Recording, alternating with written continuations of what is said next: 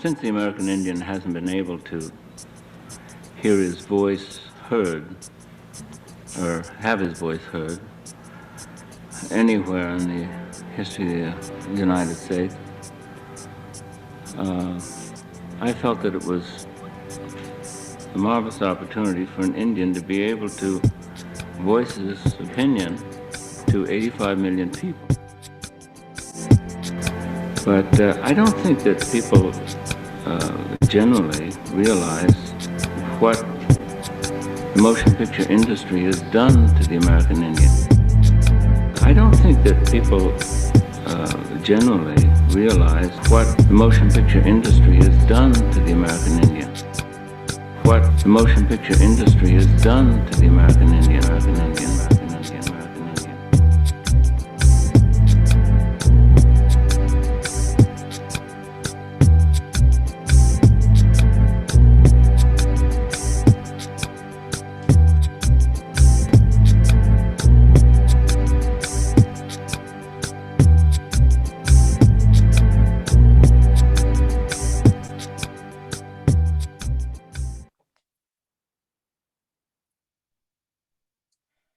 Hello, everyone, and thank you for joining us today.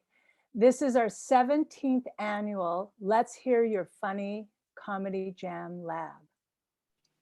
Before we dive in, I'd like to share with you this year's virtual 25th RNCI Red Nation International Film Festival. Please visit just a second, please visit rednationff.com for all our 16 festival events and 106 films by amazing filmmakers this year. 36 of those films are directed by women, and we have 12 student films and 10 experimental films. November 15th is our RNCI Red Nation Awards on the Red Road to the Gold. And they're on sale now, and there's limited spots available. So how we're doing it this year, since we're online, is we're having just a limited amounts of spots, and all the guests will be able to be on this interaction with us, celebrating all of our winners and nominees, and experiencing all the talent that we have lined up for the award ceremony. On November 29th is our fundraiser, Red Nation Celebration Concert Series, Artists in Solidarity for Systemic Change through Arts and Music. And music has the power to bring us all together. We have lined up Joe Walsh and Joanne Shenandoah and Jennifer Warrens and Hook Rivera and Bruce Sugar and Richard T. Bear, myself. There's a whole list. So stay connected, because every day more artists are coming on board with us. The 25th Red Nation Celebration Institute is creating systemic change through the arts and media. We're the first and largest global woman-led enterprise, founded in 1995 in Santa Fe, New Mexico during Indian Market. Red Nation Celebration is the longest standing American Indian and Indigenous media, educational, arts, and cultural federally recognized 501(c) nonprofit organization, amplifying Native voices, and we're based in Los Angeles and in the state of New Mexico.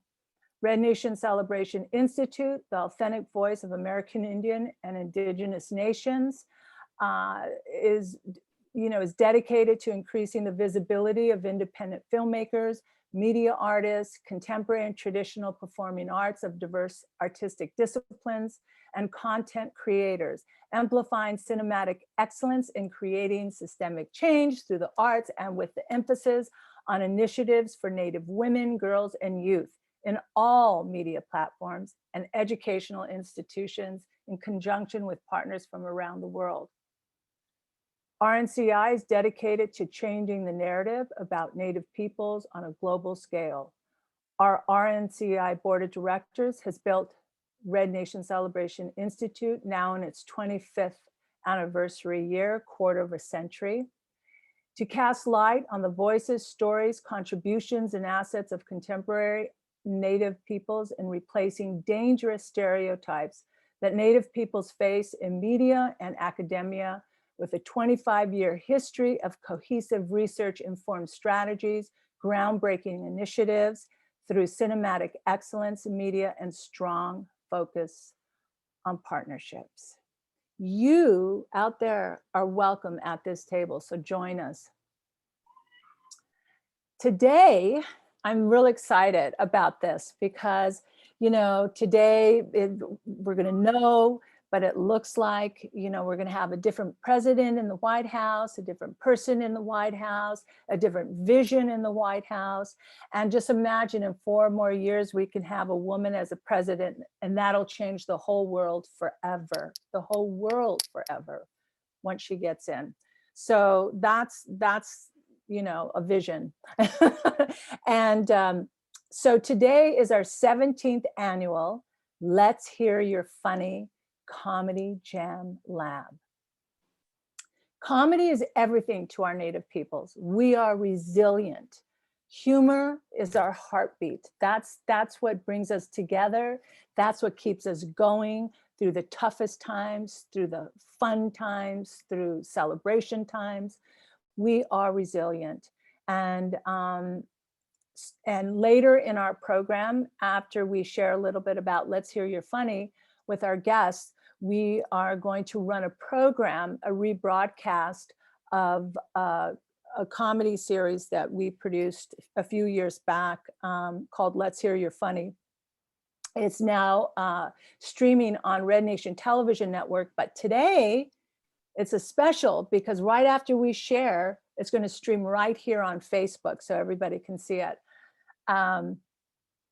So I'm going to introduce our guest right now.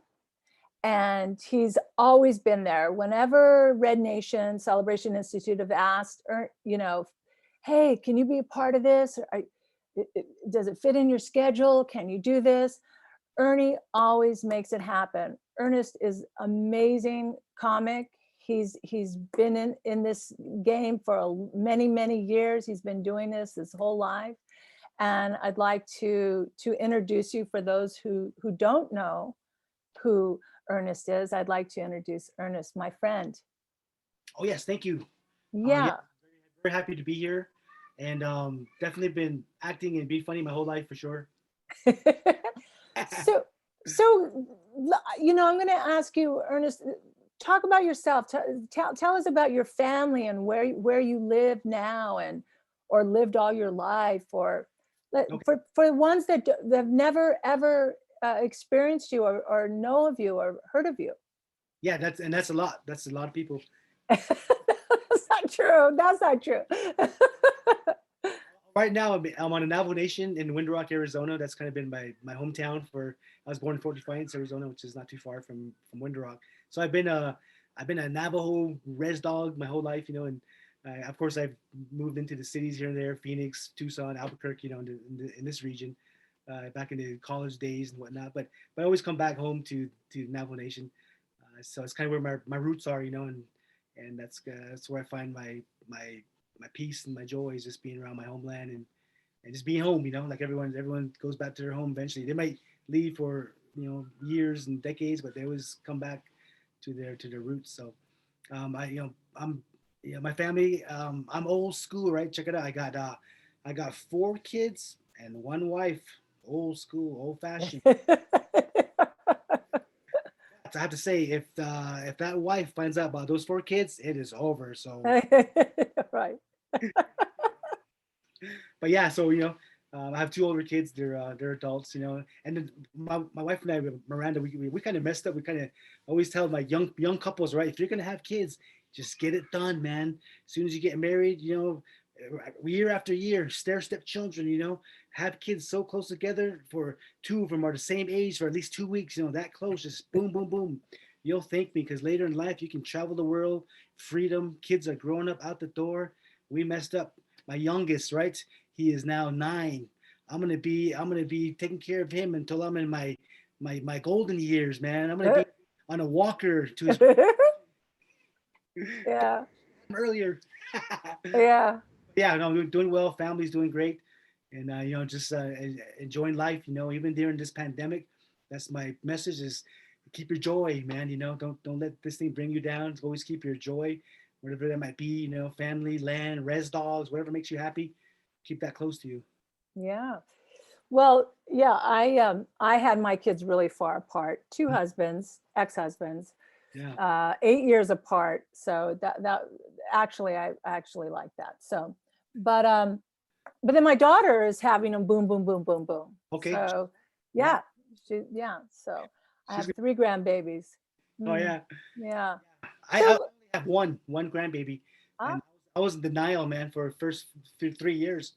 I was not ready to be a grandparent, man. I was like, my son, my oldest son, I was like, what the heck you doing, man? I'm not ready to be a granddad yet. But I know I yeah, love. yeah. I've been buying T-shirts that say, I'm the best grandma, or grandmas are the best, and all kinds of. I wear them to my workout. Yeah, Women are very proud of their grandkids. My wife, yeah, same way, man. Us men, we got yeah, that little ego to deal with. yeah, yeah. I was telling them, my son, hey, when this kid gets older, I don't want him calling me grandpa or papa, Oh, Che. I want him to I'm gonna make him call me Ernie from James and Ernie Comedy. I'm yeah, yeah, kidding, of course. yeah, yeah. So let's talk about we were having another guest, Chance Lee Rush. I don't know what happened to him, but I'm sure that he would be here if he could. And he did check in, about half an hour ago, saying he would be here. So maybe he's at a red light and it hasn't turned green yet. I don't know, but he, he might pop in. yeah, he's on Indian time, as they say, right? Yeah. Well, I know people are using Indian time. People are using pandemic time, COVID time. Yeah. No, okay. You took a So chance. yeah, yeah, yeah. So let's talk about let's hear you funny. Uh, so a few years back, do you recall the year? Um, I want to say 2017. I mean, was it maybe farther back? 2017? Oh no, it was way farther back. Maybe like 2013 or 2011. I think it was 2011. Geez, that is way far back. Yeah. No, it was 500 years ago, actually. Yeah, 2011. Okay. What happened was that for years we had been working with Bud Friedman at the Comedy Store on Melrose, and I had introduced for the first time. It was like, except for when Charlie Hill, he was always at the Comedy Store, so that was happening. And for 1 year, I committed to being a stand-up comic for 1 year to help with my acting career, to take risks, because I'm not a comic and Yeah. I'll never do that again. That was really scary. Yeah. That was the scariest thing I've ever done. I would shake. All the, Sam Kennison and Charlie Hill, all those guys would come in and support me, but I would take my guitar and hold it like, ooh.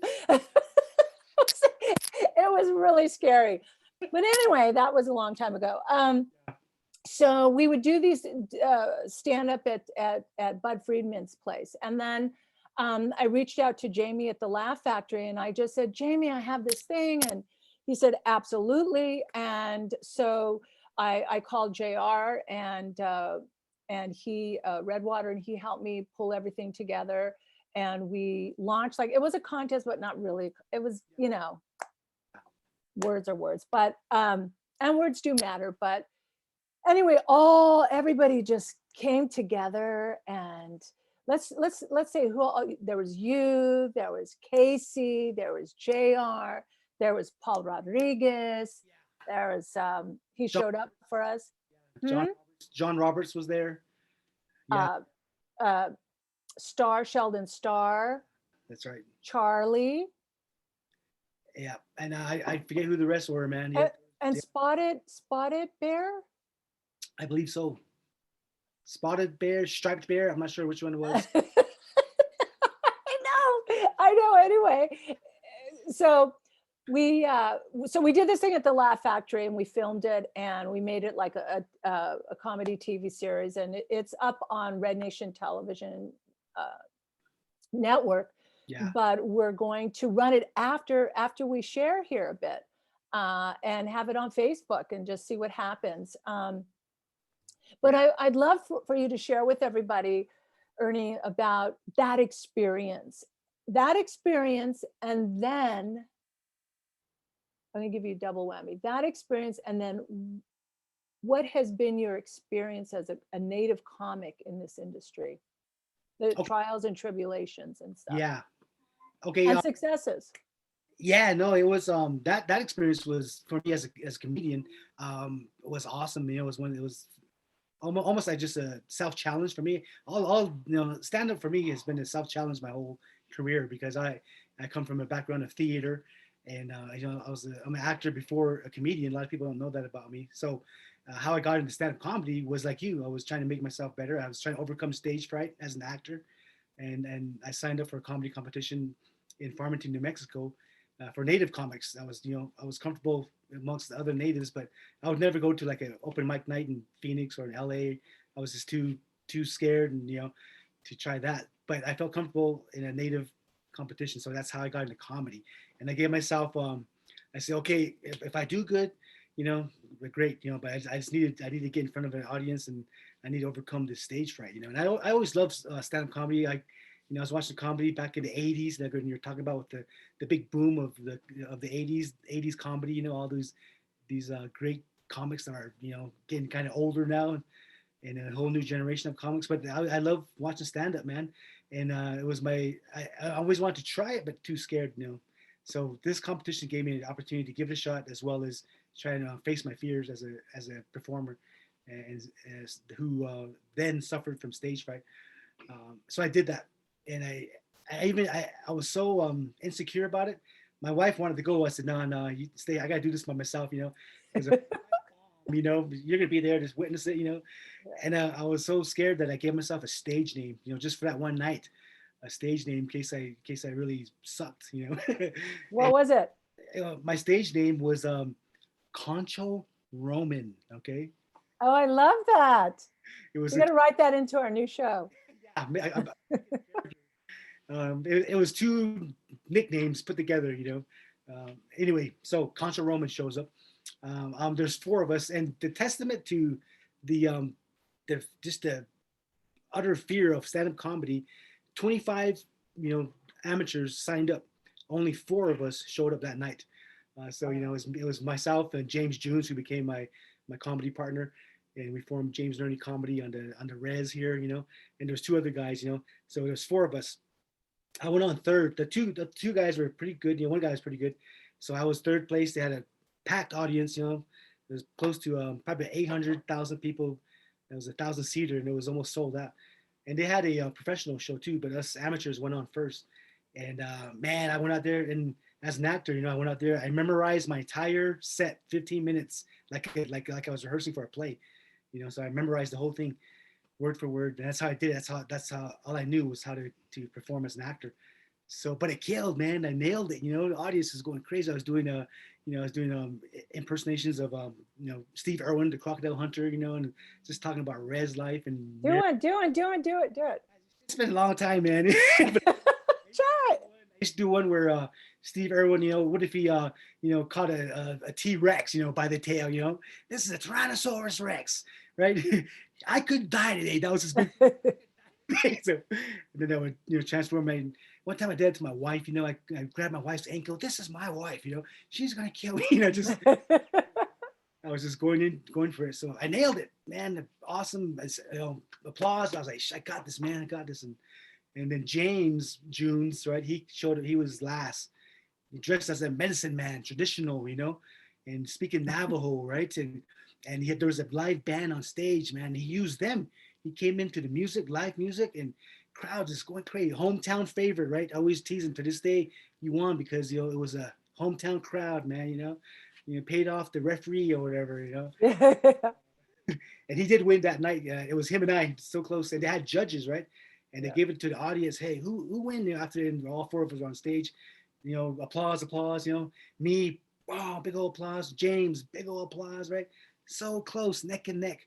Give it to the judges, right? And the judges chose James. I was like, shit. this is rigged, man. Yeah, boo. he, he was first place. I was the first place loser, right? You know, but anyway, but that gave me the confidence to continue on.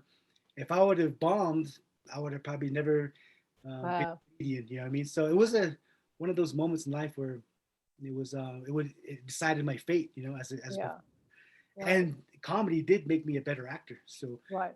and I got kind of the best of both worlds, as they say. You know, so I went on to do some acting still and comedy. So that's how I ended up at the Laugh Factory.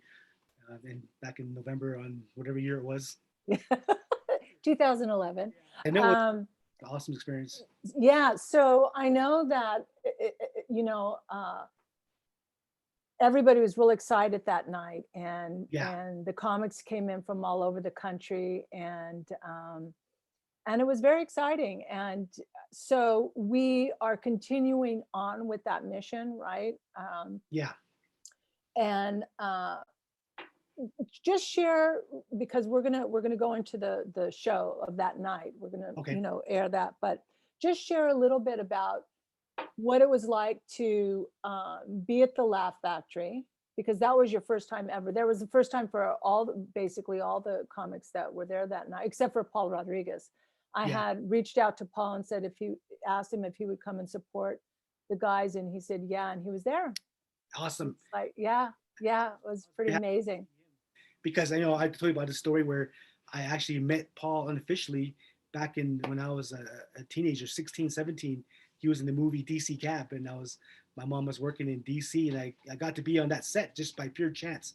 And I got to meet, Paul, and I got to meet all those actors, Gary Busey, Max Gale, Yeah, they're all there yeah, on the street. I'm yeah, just a kid, and then 30 years later, whatever, our Paul and our paths cross again that night at the Laugh Factory. It was a good moment, man. Out of all the comics that could have been there, for me, that was probably right, the best guy that could have been there. So yeah, it yeah. was cool. He's awesome. Yeah, Known Paul like yeah. many, many years. Um, okay, so let's move on to, um, what are you doing? What are you doing now with your stand up? Like, what during this pandemic and before the pandemic? Like, what's happening with how you're moving forward with your craft, with your art? Okay. Well, being a native comic is almost impossible, without a pandemic. But Right. with the pandemic, man, my entire career, jobs came to a screeching halt like everybody else. So my career has been pretty much stalled at this moment because of the pandemic. Before that, I was busy. I was getting jobs. I was traveling. I was going here and there to do humor and motivational speaking. So it was good. But this break that this thing caused, the forced hiatus, if you want to call it that, really did me wonders, man. Because it really like, I think everyone went through a period of soul checking, and just saying, Yeah. it's a perfect time to start a new career, man. You know what I mean? If you hated your old career, this is it. Start a new one. That's kind of been one of my advices too. Is just if you always want to be I want to be a pro bull rider, but I'm way past my prime for that. Pro golfer, but that Who takes says? Who says? golfer. You need a whole childhood of training, right? So I figured it out. UFC, right? Because no matter what, even if I lose, I still get a check. And chances are I'm going to get knocked out in the first few seconds. That's a good one. My career is, it gave me a chance to reflect, and give me to try to write some new material or just even explore just different things, that I never Yeah. really thought about. So it's been a bad thing, but good things have come out of it. Yeah, I agree. There's been a lot of adjusting for us here at the Institute, and it's been actually profound.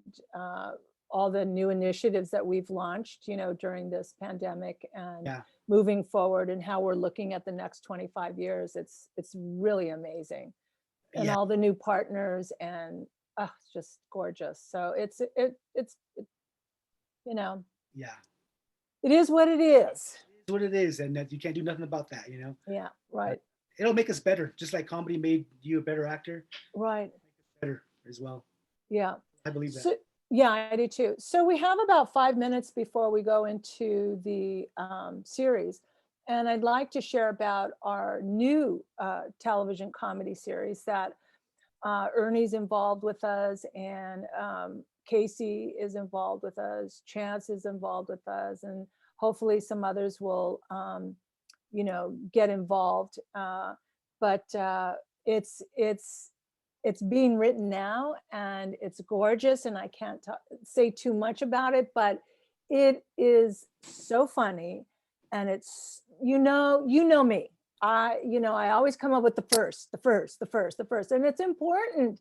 It's not that I'm consciously doing like, oh, what has never been done. It's like, oh, I'm sitting back and no, it's just like, I meditate a lot, and I take long hikes, with my wolf, and things just come to me, and it's like, oh my God. And then we put it, I run it by my board, and then we put it into motion, and then we realize, oh my God, this is it's a gift, I guess. I don't know, but I feel really blessed with that.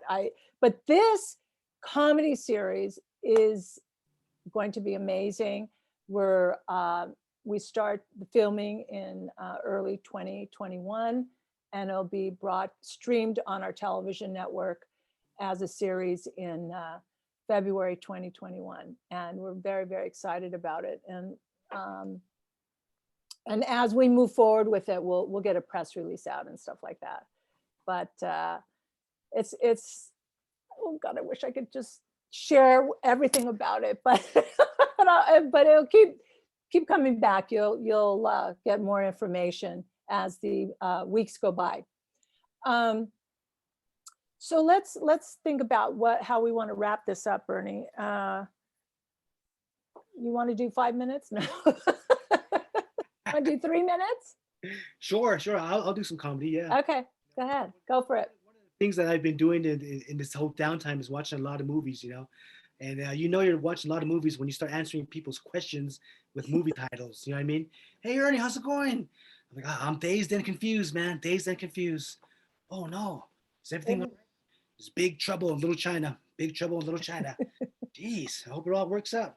There will be blood. Let me tell you, there's going to be blood. Yeah. Okay. How's the kids? Home alone. Right? Instructions not included. And the wife, Fatal Attraction. TV. I've been watching a lot of westerns. I always wondered about westerns. How come they always they always bust the window before they shoot? I'm pretty sure that bullet will go right through that glass. That's true. I never thought of that. And the horses must be tired because they gallop in and they gallop out. The horses are like, come on, can't we just walk out of the scene? You know what I mean? Horses are tired, man. So that's kind of my Airdate. Watching TV. I got my kids, man. I became a parent, at-home parent teacher, like a lot of us. Oh God. Mr. Mom, man. You know what I mean? I got 2 boys, a 9th grader and a 4th grader. And to all the teachers in America out there, thank you, man. I can't wait till you get your job full-time back. But right now I'm at home, man. Distance learning, they're calling it, right? Online. And I'm the guy. My wife had to get a real job, so I'm at home now. And I was a res teacher, mean, you know what I mean? I was like, come on, it's easy. What's in that brain of yours, man? It's easy. 2 + 2 is 6. Come on. I was just like, my poor children were just, but I mellowed out. Now I'm just I'm a easy dad. Now I'm like, hey, Dad, want to do any work today? Nah, we'll get to it later. You know what I mean? I'll share with you. One time I homeschooled my son. Yeah. For about 4 months, maybe 6 months, something like that, when he was really young. And I had all the plan. Like I had everything planned every day, all this stuff. 2 weeks in, I said, you know what? We're going to get up. We're going to meditate. We're going to go on a hike. We'll go do some yoga. Here's a book to read. But the first week, right? I was structured. Now just whatever. Yeah. Play outside. That you can learn everything outside and on the earth. That switch too, right? Discipline. When we were growing up, right? When we were in trouble, hey, get inside, right? I don't want to go inside. Now these kids are on games all day long, right?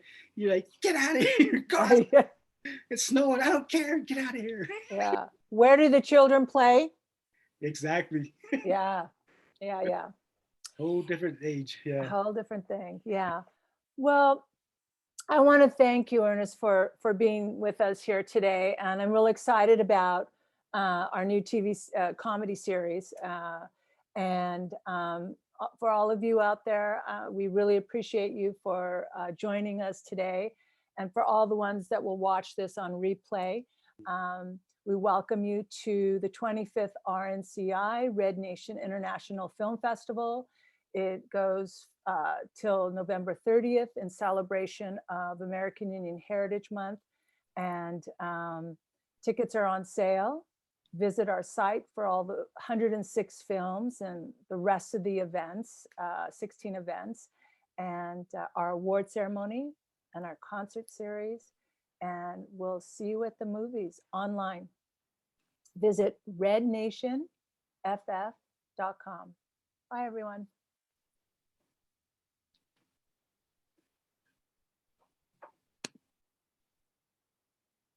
Oh, I want to thank my sponsors, our sponsors. We're thanking our sponsors. We could not do this work without them. So all of our sponsors, thank you.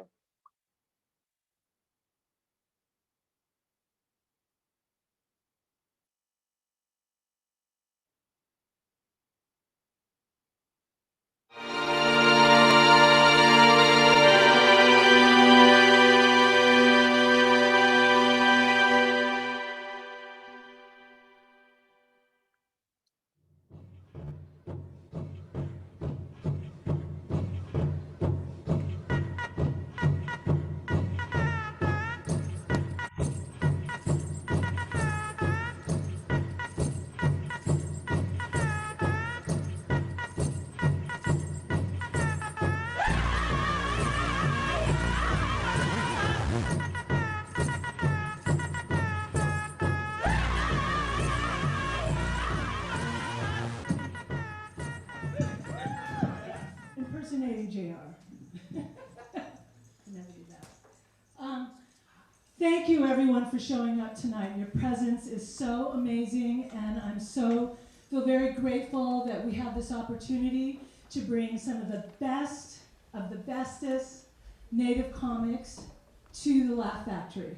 Just a little bit of history. In 1980, I challenged myself as an actress to do 1 year of stand-up comedy. So I have great respect for any comic that can get up here and show they're funny and make us laugh and forget about our day for just that 1 second, for that one moment. They're all incredibly talented. I believe in them so much. And this is a big dream for a lot of us tonight. And it's a big dream that's going to continue on in the future for our Native comics, because the industry needs to understand our sense of humor and grasp who we are as Native people. The thing about this Native Comedy Night started in 2007 with JR, and then we did it again the following year. And this is our 3rd year. This is going to be an annual event, bringing the best of the best to Hollywood to make you laugh and to let us hear you're funny. It's dedicated to all the brothers that have come before us, that have paved this road so we can stand here tonight to lighten up your load just a little bit. So I'm going to bring to you the one and only J.R. Redwater.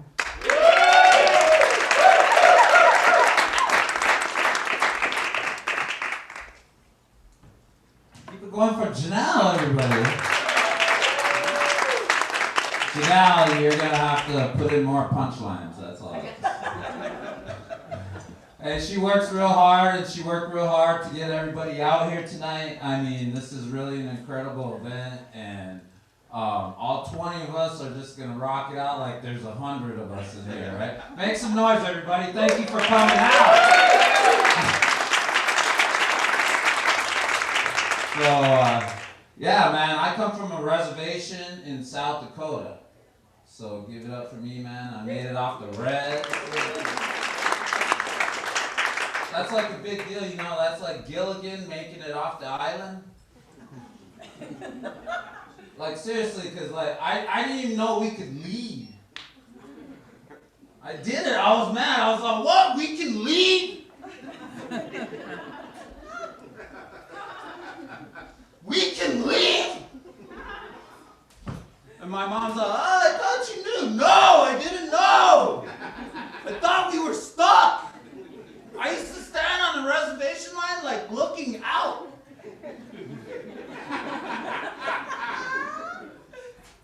And my family's like, JR, get away from there. You're going to get us in trouble. I'm like, I'm waiting for a sacred Budweiser truck to actually, you know, I know it sounds like I'm drunk right now, but I'm not. I'm just high, so. I actually had to quit drinking. It's been like, it's over 12 years now, so, you know, that I didn't want to quit drinking, though. I had to quit. Because I'm allergic to alcohol. Every time I drink it, I break out in handcuffs. So. You know, when the cops pulled me over, they're like, we're going to have to give you the breathalyzer test, Mr. Redwater. I was like, there's no way I'm going to pass that, officer. And it turns out I was wrong because I got a 4.0 on that test. And I didn't even study. I was a natural. But you know, everybody always says all Indians ever like to do is drink. All right, I'll give you that one. But it makes perfect sense, see, because the white man introduced alcohol to the Indians so they could steal our land. And some people call this one of the worst genocides in history, but I like to call it one of the longest happy hours ever. Because when I say only if us Indians had an honest bartender, think about that, because he would be like, excuse me, chief, I gotta cut you off because you're losing your continent.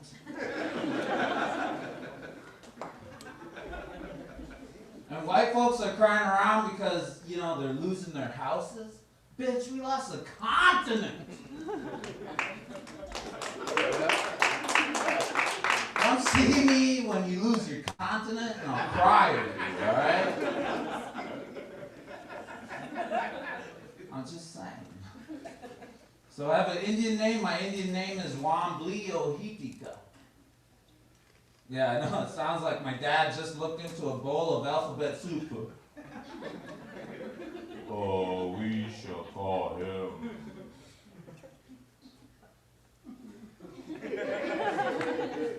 Wamblio Hitika. Says right here in the bowl. It actually means something though. It means brave eagle. He who soars in the heavens. I made that part up.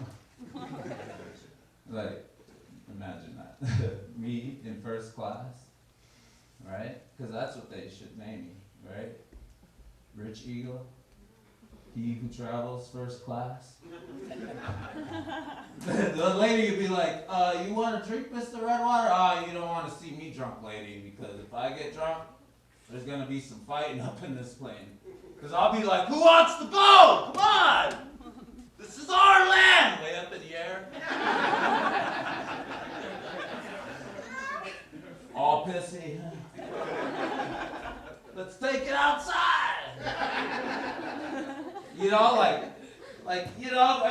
everybody's scared of Ebola, that's crazy. Because that lady, she asked me, she was like, would you like a blanket, Mr. Redwater? I was like, lady, last time us Indians took blankets from the white man, we died! I'll freeze. So, yeah. Janelle, I like that laugh. Wonder how that is in bed, huh? Right? Her Indian name, Laughing Teepee. Right? Or Mattress Back or something like that. That would be her name. These guys are like, why are you making fun of that old lady? She's not old, alright? She's 29, baby. Just because you're perky. Look at Jim Carrey lookalike right here. Damn, that is Jim Carrey! He's like, where? I mean, you. Hey, make some noise for the white people that came over. Thank you. tonight, okay? Feel free to laugh at all the atrocities that we mentioned here. Because that's what comedy is based off of, okay? Yeah, man. I love being in LA, man. I love going on auditions, you know, but ever since, like, I get there, they're like, where's your bridge, chief? I'm like, trust me, I can act, man. I can play, like, you know, the Marine who's, like, 3 months out of chemo or something. I could wear a vest and a tuba and play the Indian chick who's a lesbian.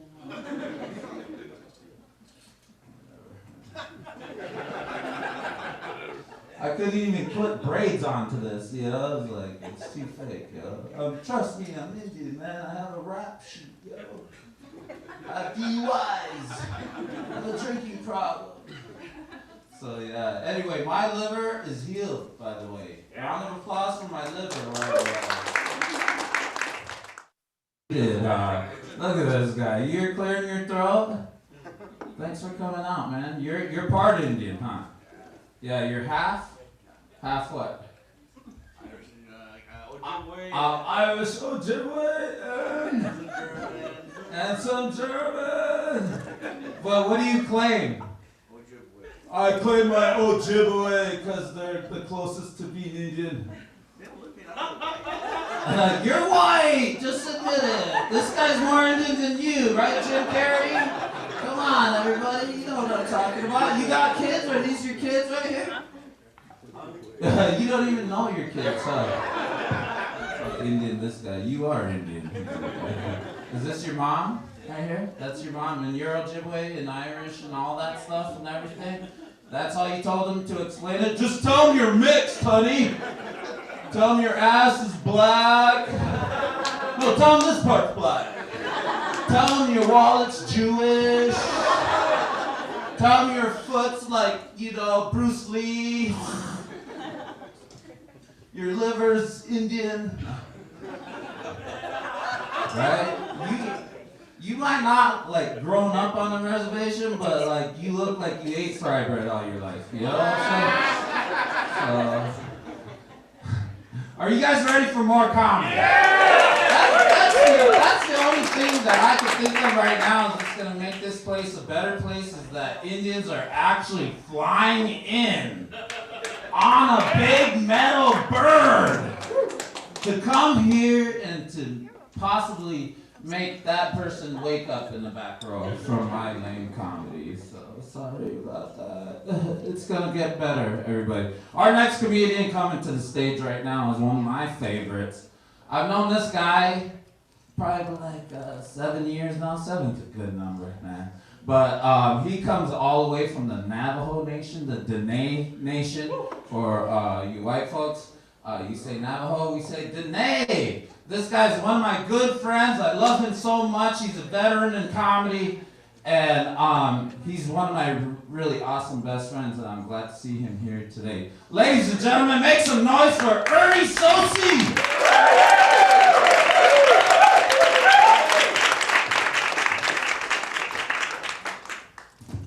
All right, thank you.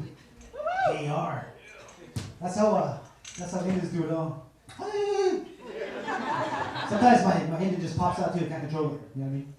I'll be at the post office, get my check right. Sorry about that. This one was speaking. But I'm not your typical Native American Indian. Some people go with Native American, some go with American Indian. I'm like both, you know what I mean? So I say I'm Native American Indian. That's what I am. And but I'm not your typical. I don't have long flowing hair. I'm like an X-Men of Native America. Short, chubby, no hair. You know what I mean? And if that's the thing, you know, with Native Americans, hair is important, man. I don't know what happened to me. I can't even grow a mustache. You know, I 8 hairs on each side. That's it. I tried growing one, right? It looked like a burned out forest fire. At one point, though, when I was younger, I did have that long flowing hair, man. You know, they used to call me wind in his hair. I started going bald. They're like, there goes hair in the wind. Anyone from the 80s? 80s? Yeah! All right, come on, girl. That's when I grew up, man. And back then, you know, weed was not legal, you know. And I smoked so much weed back in the 80s, I still have the munchies today. So, That's why they call it 420. That's how much you're gonna weigh if you don't watch out. Times have changed. You know what I mean, man? I was cruising around the town today. Hollywood, man, it's insane. It's like sensory overload for this reservation Indian. When I came out here, and the first time I came out here, there was sidewalk superheroes right up there on Hollywood Boulevard. And they look, I was like, man, I don't have that job, you know. I'd rather be on a reservation than have that job. Because they had like Superman, right? But these guys look like derelicts, man. You know, like Superman, he looked like a sex offender, man. He was out there checking out all the girls, you know, his hair was all slick back, real greasy. He was like, hey, I was like a pitcher with a man in a field. I mean, steel. They had Spider-Man, his suit was all baggy up. Looked like he was malnutritioned. Trying to do the thing right? Just some spider dust came out of his, you know, just wasn't working out. Man. I've been traveling just all over the place, man, and it's cool, man. I had like awkward moments recently, and we all have awkward moments. You know, that's part of human nature. We would call them embarrassing moments, and for some reason, mine always happen in public restrooms. Do not use them, right? Especially if you're near a reservation, right? But this is the biggest reservation there is in LA. You know what I mean? You get into these places, man. A lot of times the locks are broken. I was breaking up locks, right? You're getting there, right? You're sitting there, the locks are broken. You gotta be your own lock. You do that. You're a little nervous, right? Anyone can just push their way in. You hear somebody walking, you're like, mm-hmm. That means, At the tone, record your message. When you've finished recording, you may hang up or press 1 for more options. To leave a callback number, press 5. Some of them are traditional, right? They're like, oh. Hi, Cynthia. This is Janelle What from is that? 547-688096. I've been trying to reach you since yesterday. Eye contact? Leaving you this message and sending you an email. Can you please call me? I have all of these forms to fill out, and I need to speak with you before I do that. Okay, thank you. $5 you borrowed last week. 888-665-5753. It's been fun. I've been traveling, man. First time I got off the reservation, I went to the mighty Sioux. Any Sioux here tonight? Besides JR? What is JR's land? One Sioux, right? They're not here to talk about him, right? The Sioux people, they're tall. They're like, basically, they're like Native American avatars. That's what they are. Paint them blue avatars, right there. They got the long braids, right? I was wishing I had my braid plugged into his braid and see what's thinking, you know. And you gotta be careful you go out traveling, right, man? Because you know, you stick on the res for most of your life. You get used to your food. You know, I went to Sioux country. All they eat is buffalo meat. Tatonka, that's what they call it. Yeah. And I ate so much buffalo meat, I was growing a hump by the end of the week. Right? And oh man, and I wasn't ready for that. And your body will let you know; it'll kick it back. If you know, I was walking to Walmart's, right? Walmart is like Native American, you know, that's like the census office for Native America is Walmart. I was walking in, all of a sudden my stomach was like, and this has happened to most of us, right? Oh no, please, not here. Not here. That's when we all get religious, right? Oh, please, Lord. Red Spirit. Oh, Lord, please. Beauty all around me in the Joliet. You know, Catholics are like, oh, Hail Mary, full of grace, the Lord is with you. Oh, and only at Walmart, man, the bathroom is at the back of the store, right? I didn't know I could do Tai Chi my way through Walmart. You know? And I get to the back, right? Closed for cleaning. No! Just kicking in. But you know, these are like my awkward moments, like sharing with you. But like most of these comments here talk about Native American. I'm like I said, I'm not your average Native American, man. You know, I don't even want the land back. Like folks, you keep it. That's yours now. I don't want it back. Yeah, you know, it's been like after all these years, right? It's been polluted, it's been fracked. I feel like getting a used mattress back from Hotel 6. No, I don't want it. That's yours now. Besides that, you know, I can't even keep my own yard clean. What am I gonna do with the whole country, man? But yeah, it's fun being out here to Los Angeles, to Hollywood. It's a dream country. You know, especially let's give it for Laugh Factory. Wow. Good stuff, man. You know, married people here tonight? Married folks? Anyone? All right, all divorced, huh? Okay, that's how I was thinking about my wife and I have been married for 19 years, right? 20 years. Yeah, hey, thanks, appreciate it. And I was buying her some a gift, right? My daughter's like, man, give her some perfume. So okay, that sounds cool. Then I started noticing like the perfumes, like their names are kind of deceiving, right? Yeah, I don't think they're very honest. For example, there's one called Love and Luck by Ed Hardy. I'm like, come on, man. You know, love has nothing to do with luck. I just want the perfume industry, the scent industry to get honest. If they did that, we'd have perfumes like, you know, Divorced and Married by the Kardashians. You know, Sexually Confused by Miley Cyrus. Where's My Underwear by Jack Daniels. But Native Americans, we are not worried about Ebola. There's no worry. We like JR was saying, we survived smallpox, hantavirus, Justin Bieber, you know what I mean? Or Ted Nugent, let's throw him in there too, right? But it's fun being Native American and just getting out there and doing the thing. I wish I had a long hair. It's the only thing I miss that, you know, because in the 80s it was the time of hair metal back then, right? Man, I used to love drying my long hair. Oh, boom, you know, it was like a shampoo commercial, you know. I was like slow motion, but I was just doing it for real. And I was just, you know, my wife was like, you know, hey, why don't you use a blow dryer? Like, no way, man. Oh, let nature take its course. And one time I forgot the counter was right there. Like, boom.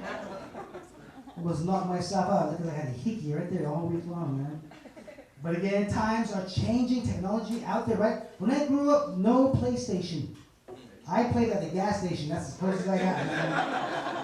You know what I mean? There's no Angry Birds. Except those Catholic nuns, they look like giant penguins, you know, they're mean.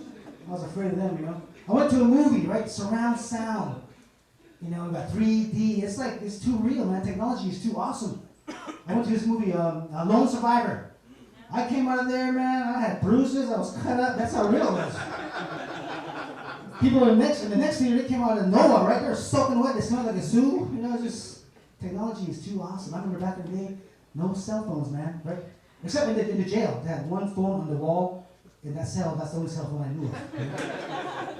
Times of these kids, man, they're spoiled and rotten, right? I remember when I grew up, and how many of you grew up in a time when you got a whipping was a whipping, right? These kids are spoiled, man. They need a whipping, something, man. You know what I mean? Justin Bieber. Send him to the res, man. That's one of those res bombs. Just whip the crap out of him, man. Right? You can do that now. Right? You call it child abuse. No way I would call the cops on my mom. She was like the mafia. Yeah, she was like, all right, you gonna call the cops on me? You gonna report me to the police? Go ahead, I'll report you missing. Hey guys, I'm Ernest Social Affairs. Love you. Have fun, man. Hey everybody, keep it going for Ernie! Woo! Yeah. Ernie, man, being married. Man. I think after your belly gets so big, you gotta stay married, you know? Like I'm married, but it gets old after a while, you know? I mean, you move on to other schedules, you know, like scheduled sex, you know? You know what I'm saying? Oh, you're single, but you're single, we know that already. So, but yeah, scheduled sex. Any married people doing scheduled sex? Just me, really? Tonight's the night too, by the way. That guy back there, see? It exists. You guys thought I was bullshitting. I ain't new to a relationship, man. This shit is real, yo. You don't just get to come home and, just, hey, she's not laying there ready no more, is she? She's not just like, ah!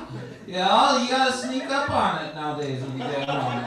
That's what I do, I leave here because there's so many hot girls out here and they're just sitting out there all just juicy, but when we get home, it's we're all worked up. And I call it the sneak up because that's what I do. I sneak up and shit, man. I get under those covers and I spoon, man, and I'm like...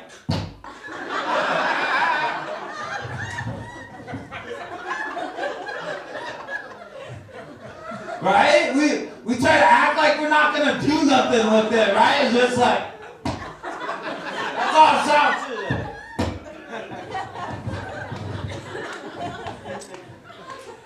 Hey, we put that arm around him too, right here, right? Just put that hand right on. Just just wipe that sweat out from under their boobs, you know, like, do them a favor right away. Just wiping that sweat out for them. They don't even know they're sleeping still, you know, just trying to keep it out of their back, you know, just like you just try to sneak it on in there, you know.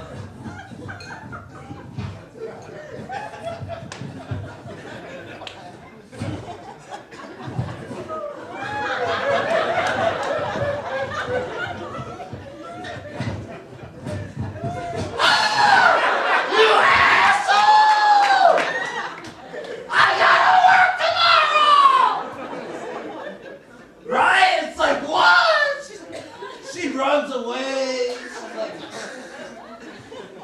no makeup. That shit looks different.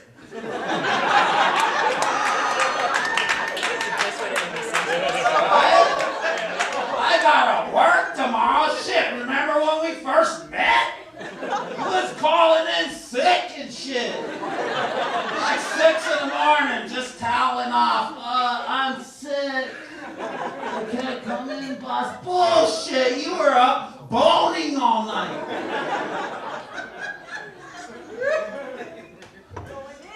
Yeah, right? You know what's up. This is Rob Van Dan's wife, everybody. She's Osage Indian.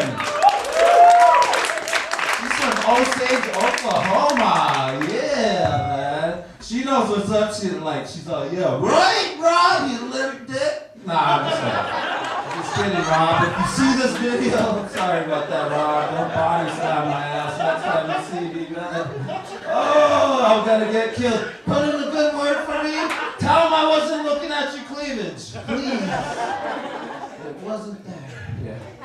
So, yeah, man, right? You know what it's like. All pissed off, get woken up by the big in the middle of the night, right?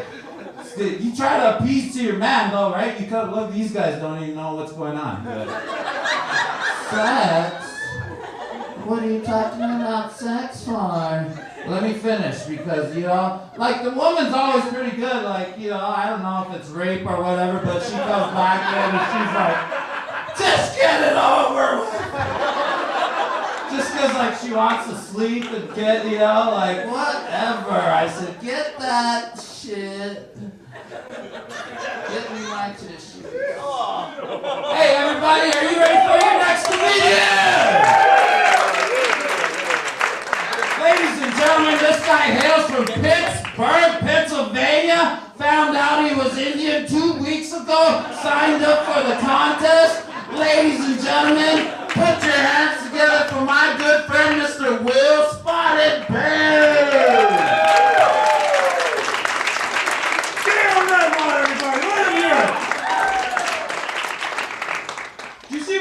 Microphone that I now gotta use. 3 minutes, just all on his ass. That just come to LA, go to the Laugh Factory, smell the microphone. It smells like a 49. That's good Lord. Okay. I represent the white cousin you don't talk about. I feel your pain. That's some bullshit. What he just did. We even look alike. But you're my future. Yeah, I'm with you, brother. Yeah, you all have one, or it's a brother or sister. My entire family does not talk about me on either side of the tracks. Yeah. Like, you can tell my mom did some strange. You just don't know what flavor the swirl was. So I overcompensate. They said dress night. Everyone else is wearing denim. I look like I'm going to trial. Whatever.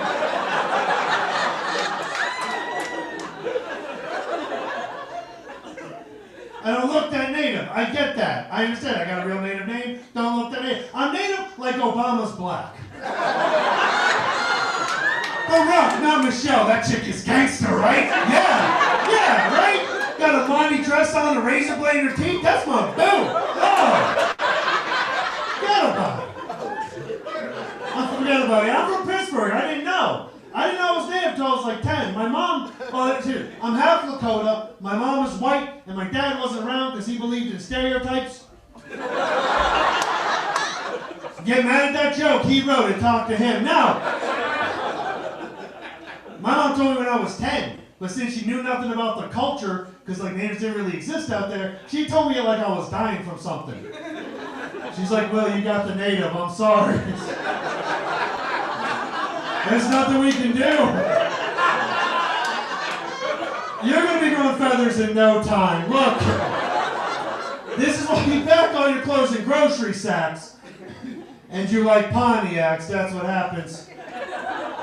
I found out some things I thought made me quirky turned out to be genetic, like pointing with my lips. That's something, yeah, that's a good shit. Hey, I was in Pittsburgh, I grew up in a black neighborhood. Being native kept me out of stuff, really. Because like kids come and be like, yo, we're going to come kick your white ass. I'm Native American. Oh! Well, come trap for us, Pocahontas. Come on! Suck at your wee up! Nobody remembers the dude native in Pocahontas. They all called me Mowgli. I'm like, that's the wrong Indian. But thanks for trying.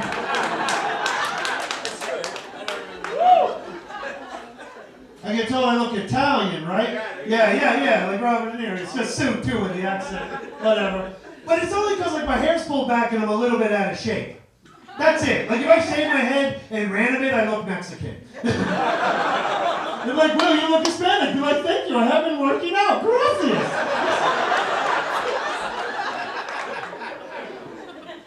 I ended up meeting my father on the native Facebook, onechesthair.com.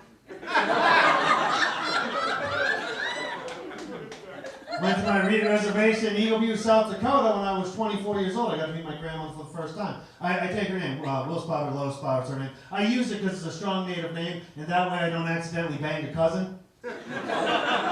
Which is a fear if you don't know your dad. I don't care who you are.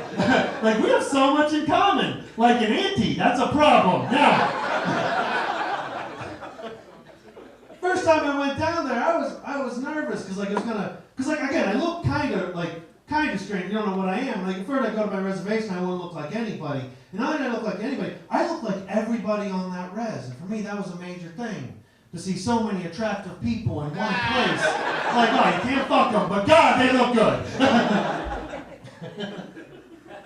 I didn't know growing up. I found out. See, I grew up with like older sisters. So like I'm half Lakota, and like on my mom's side, we're all gingers. Little redheads, right? My head's as big as my entire family. It's really bad. Now, I had an older sister growing up. Who got a round of applause as the eldest sibling? Woo, yeah, okay.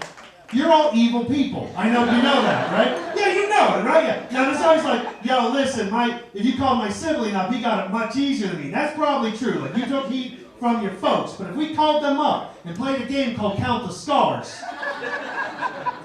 be a different thing, right? Yeah. I have an older sister named Dana. She is a 108-pound redhead today. She physically scares me today. Because she can beat my ass today. Because she cheats.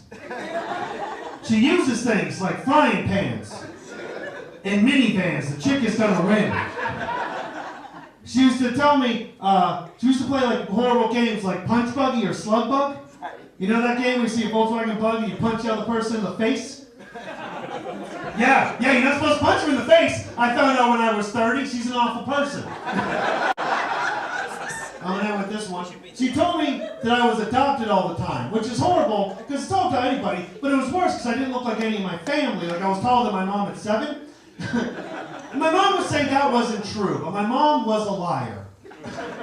My birthday is May 25th. She told me the Memorial Day parade was for my birthday. That is the sweetest lie you're ever gonna hear. But between that and some bullshit with Santa Claus, her word was up to suspect, right? So I'm 10 years old, I'm watching Unsolved Mysteries with my mom. There's an episode where a guy finds out after 35 years he's adopted. My mom, being the queen of perfect timing, goes, hey, would you be mad if I kept a secret from you? No! Came home the next day from school. My mom's sitting on the couch in that way that you know you're not in trouble, but you know you're not going to school tomorrow either. You know what I'm talking about? Fluffy went to the farm, you know what I'm saying? She goes, hey, Will, we need to talk. I said, Mom, listen, I get it. I'm adopted. That's fine. I love you. You're my mom. Thank you for letting me be in your life. She goes, no, thank you, but that's not it. You and your sister have different dads, and you're biracial. Now, you're definitely Native American. And there's a small chance you might be Mexican or black.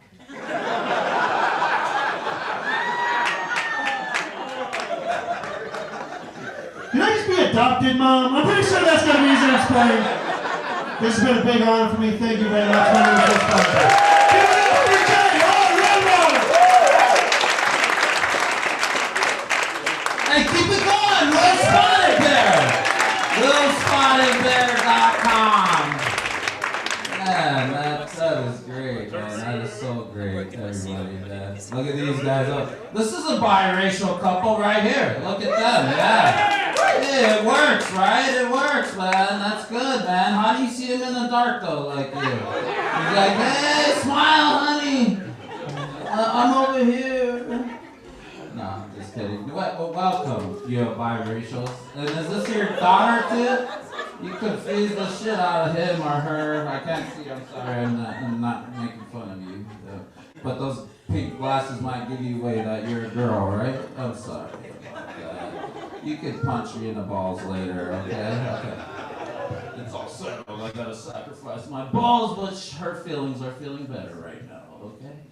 So, are you okay? Will Spotted Bear one more time. That guy is,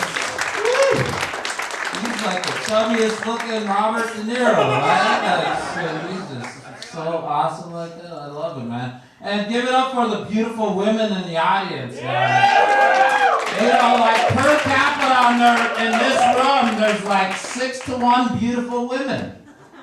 There's like 6 women to every, so like if, you know, you're one of them. You're one of them too, because you're punching your balls.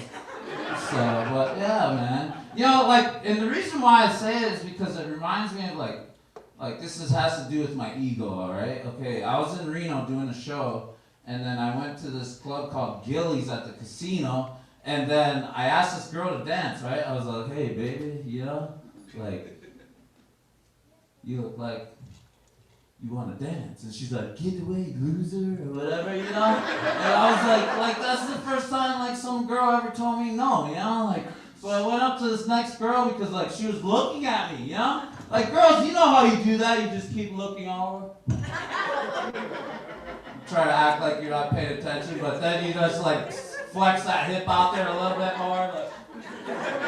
And I was with my comedy friend, right? And he's standing there and he's like, she's definitely checking you out, bro. I'm like, I know, I see it, bro, man. I'm going to ask her, like, the next good song, you know? And then, like, yeah, because I'm country, too. I come from South Dakota, you know? And I was thinking, man, I'm going to ask this girl to dance, and she ain't going to say no. I'm going to approach with confidence and everything. And, like, her girlfriend went to dance. I was like, she has to go now, right? Right? She has to go now because there are chicks out there. Maybe we could do, like, a foursome out there or whatever. Like, I had it planned out. And then I said, hey, can I have this dance? And she's, like, standing there with 2 drinks. I'm holding drinks right now. And I'm like, put that shit down, yo! I'm not getting shot down again! Anyway, they escorted me out. Are you guys ready for more comedy? Just put the drinks down, hot chicks. I'm tired of getting shot down. It takes a lot of courage to come up and ask you to dance, hot chicks. Hot chicks need love too. Stop saving it. Nobody's gonna hit that skinny stuff. Get some pounds on it. I'm just kidding. Hey, let's go! New comedy, new comedian, ladies and gentlemen. This guy is Eskimo. So this ain't even cold to him in LA. Ladies and gentlemen, this guy came all the way from Alaska, man, by canoe. He's my good friend, Mr. Charlie Maluk, everybody. Make some noise. J.R. Redwater from the Chiefs of Comedy, man. Hey, speaking of which, here's what pisses me off, like people. When you guys dress in headdresses, you know what I'm saying? The native headdresses? Yeah. Khloe Kardashian, Elvis Presley. I've seen these people in headdresses, man. You don't see me disrespecting people's cultures by walking in and putting a crown on my head, you know? Well, unless I'm at Burger King with my kids, because that shit is fun. You know what I'm talking about? All right, the one cat who can get away with wearing a headdress is that little white boy on the Tootsie Pop rappers, you know what I'm saying? Yeah. You're free suckers, right? That's what I'm talking about right there. Don't tell Bill O'Reilly that, though. Fuck me that native guy who sold out his culture and heritage for a red sucker. You know what I'm saying? Well, like JR said, I'm from Alaska. Anybody been to Alaska? Yeah, a few folks. If they're past 2 weeks, there's nothing to do up there except smoke weed, man. That's all my relatives do. They've been doing it for generations. I don't even do it, and I've got the chinky eyes, you know what I'm saying? This shit is hereditary from generations of smoking weed in the past. Holy shit. A little bit of history from a real Eskimo. Hey, who owns us now? Americans did. Is that what we talking about? Bozeman Valley? I guess so, bro. What were they talking about? They kept talking about apple pie. What is that? I don't know, but it sounds gross. Hand me another fish popsicle, will you? Alright, researching a history of Eskimos, I found something quite disturbing. Back in the day, we used to practice something called patricide. Now what this is, you know what it is? It's if somebody got too old, they would put them on an iceberg and then just push them out to sea, you know? It was like a Viking funeral. Minus the whole death and honor thing. But hey, baby steps, baby steps. We're getting there, we are getting there. How did we get to that point as a race, you know? It made me wonder, it made me sad, and I was like, oh yeah, we smoked a lot of weed, you know what I'm saying? Oh man, that nuke is really harsh on Mellow, dude. I got an idea. You see a piece of ice out there, let's put them on it. Because, you know what those white explorers said? They said, no man is an island unto himself. Except that old bastard over there. What's the other thing they said? Oh yeah, if you love something, set it free. If it comes back, just kick him off harder next time. Alright, true story. I had a cousin of mine back in like 20 years ago. He was eaten by a polar bear. Held it off as long as he could, but by the time she brought help back, it killed him. It ate 25% of his body. And that pissed me off because that's my bloodline. That is my family. You know what I'm saying? The more I thought about it, the more pissed off I got because I was thinking, that's a cool way to go, man. I'm never going to go out like that, you know what I'm saying? Because polar bears are exotic, bro, you know? They're cool, they're cute. They play with Coke bottles and shit, you know what I'm saying? So that's my skewered mind's kicking in. I was like, yeah, the more cuter the bear, the cooler the death, you know? Did you guys hear about Charlie? He was over in China and he got too close to the panda bear enclosure, ripped his face off, killed him right there. It was horrible. Did you guys hear about Charlie? He was over in Australia. He was hugging a koala bear and he reached up and touched his face and broke his neck and killed him right there. Did you hear about Charlie? He was walking down some stairs and he tripped over a teddy bear, man. What the hell's up with that? That's not a cool way to go. Okay, here's how I want to die, and it's got to be a total accident. Did you guys hear about Charlie, man? He was eating gummy bears and he choked to death, bro. Horrible. It's kind of rock and roll, but what? Anyway. I love when ethnicities get together and they celebrate by doing comedy shows, you know? Like Chocolate Sundays or the Asian Invasion, you know? The Powwow Comedy Jam. I want to do that. I want to participate. Here's the problem. I'm the only damn Eskimo comic I know, you know? I'm gonna have to relax the guidelines on what it is to be Eskimo. Hey, it's Good Time Charlie's Eskimo Rock and Roll Show. Your first Eskimo comic tonight. Well, he watched the first season of Ice Road Truckers. J.R. Redwater, give it up for that guy. All right. Your next Eskimo comic tonight, well, he swears up and down that Eskimo pussy is mighty cold. Turns out he left his blow-up doll out in the garage all night. Here's Will Spotted Bear. Sorry. You just look like you. Well, hey, whatever. It's good times. Anyway, man, I live in Bozeman, Montana. If you don't know what that is, it's a very bohemian place. A lot of hippies. And I've got a lot of great hippie friends, and they love brown people, and they're concerned for me. And they're always asking, hey, Charlie, being a Native American, doesn't it bother you that you celebrate some holidays? I'm like, what are you talking about? Like 4th of July. I'm like, what are you talking about? It's like, well, the Americans came and they took this land from you guys to claim independence from Britain. You're up there lighting off fireworks. I'm like, but sparklers, you can write your name in the air at night. You're like, what about Thanksgiving? What about Thanksgiving, you know? It's like, Thanksgiving, you should be so, but gravy is so delicious, oh my God. We're cool, man, we're cool. My family's assimilated. We even have a gravy boat. It's a little Mayflower here, man. We're good, okay? It's all cool like that. Man, I gotta get sad for a second. I don't mean to. We're celebrating tonight Robin Williams, and I was sad that back in, a few months ago we lost him. Because I grew up watching Mork and Mindy. I grew up watching his specials on HBO. I've been doing radio for 23 years, okay? And I got into radio after I saw Good Morning Vietnam, I swear to God. When I was 18 years old, I was right into it. But when we lost him, I was sad, and then I got even more sad. This is the fucked up kind of thing. I was on social media, and I saw all my comedy buddies, my comedian buddies, and they put up their selfies they had with Robin Williams. I will never have that, you know? My big get, I once opened for Dustin Diamond. You guys know who Dustin Diamond is? Yeah, I don't wish anything bad on anybody, but something happened to Screech. Guess he's back in the cool kids club, you know what I'm saying?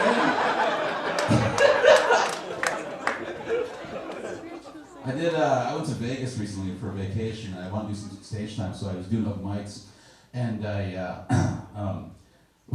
went to this one club, and it was cool, because there was a bunch of comics, and the DJ was young and experienced, and she was kind of just doing like, the black guys get like, Nelly, it's getting hot in here, and the white cats got like rock and roll music. Then I get up there, and they're like, hey, what are you, by the way? I'm like, I'm Eskimo. And she's looking around like confused, like recalculating.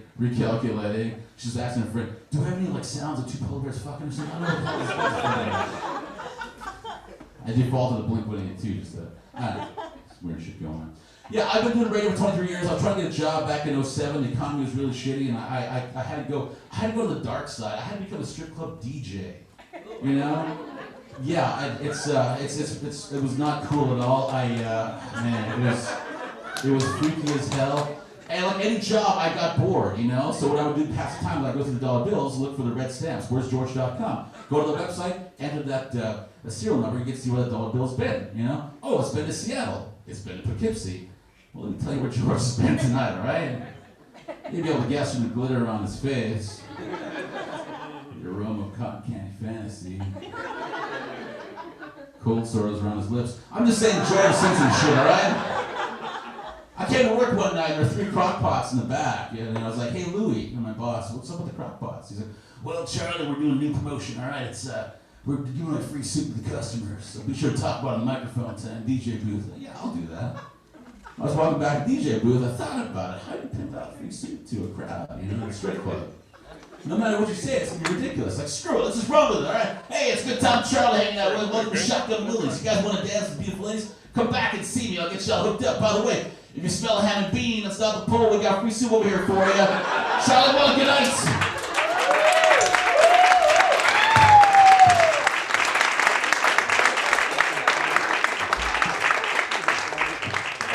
Oh man, it's cold in here. It's cold in here. All right, we're gonna keep it going, everybody. I'm just gonna bring up the next comedian. Keep it rolling. This guy's actually from Minnesota, and he flew in a couple days ago. Born in the Southside Little Earth Project in Minneapolis, Minnesota. Okay, there's Indians in Minneapolis, Minnesota, believe it or not, and their AIM. American Indian Movement, and you don't want to fuck with them, all right? So, raised on the Red Lake Reservation, ladies and gentlemen. Well, yeah, like JR said, man, Southside Minneapolis. Those roughing projects, man. Southside projects where my mom invented the 12-hour pamper.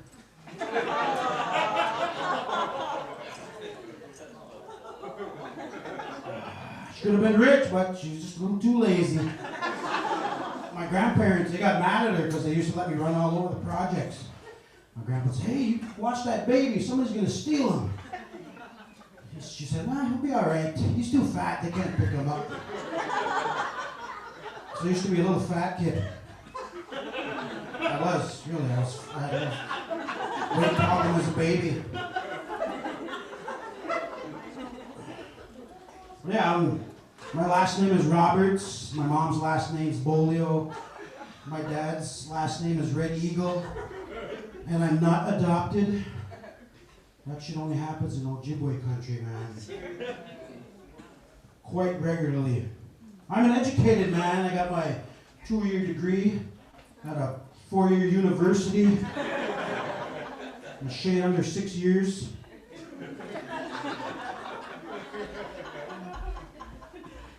No, I was proud of that, but my You got it.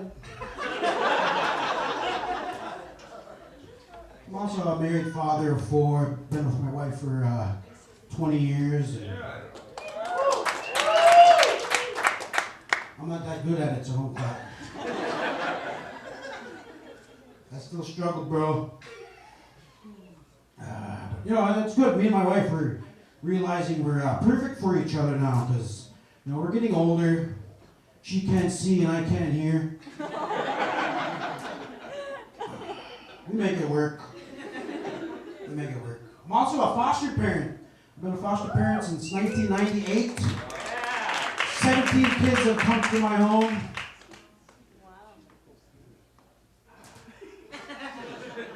Now, being a foster parent, does that make me better than you? A little bit. A little better than you people. Not afraid to admit it. That's a terrible joke, I'm sorry. That's horrible. But yeah, I'm 38 years old now. I'm realizing how hard it is getting old. You know, back when I was younger, I'd have cool injuries, like a broken nose from a beer bottle hitting me in the face, and I'd have big cuts on my back from throwing guys through tables. Like, oh, we don't know ECW fans in here? What the hell? There we go.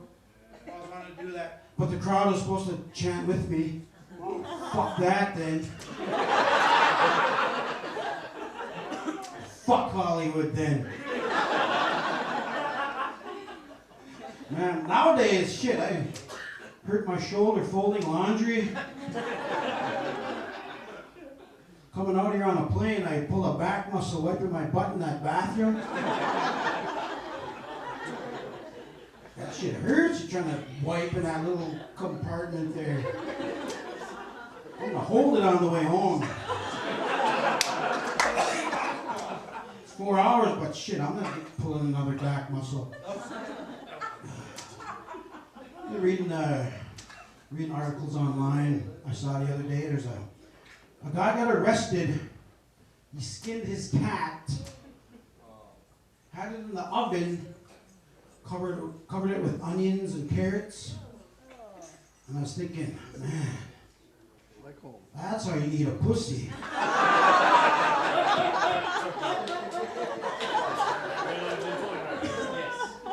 See, I heard a yes back there. He knows what's up. He knows how to eat a pussy. That's awesome. I was driving to the airport. I drove by a church. You know those signs they have in front of churches? It said, stop in if you want to go to heaven today. I was like, nah, I'm good. I feel like dying by church people today. I'm on my way to Hollywood. You know, getting older, you know, people are starting to consider me old and wise because I can give out good advice now. So all you young gentlemen out there, let me give you this. Whatever you do, when you get married, marry a woman that can't cook.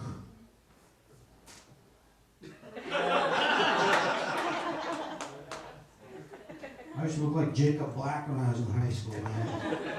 All muscled and chiseled and shit. But coming up to California, man, this is hot to me, man. 60 degrees, I've been sweating since I got off the plane. And I'm a big guy, you know, big guys, you know, when they sweat, you know, I don't know how many guys go to powwows, but you go around the drum groups with the big, sweaty singers. It's not the most pleasant smell in the world.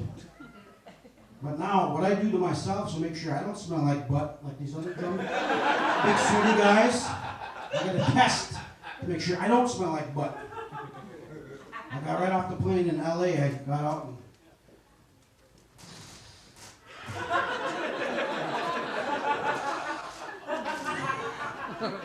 no, it's not me that smells like butt. All right, people, thank you, man. My name's John Roberts. Thanks for the ride, cousin.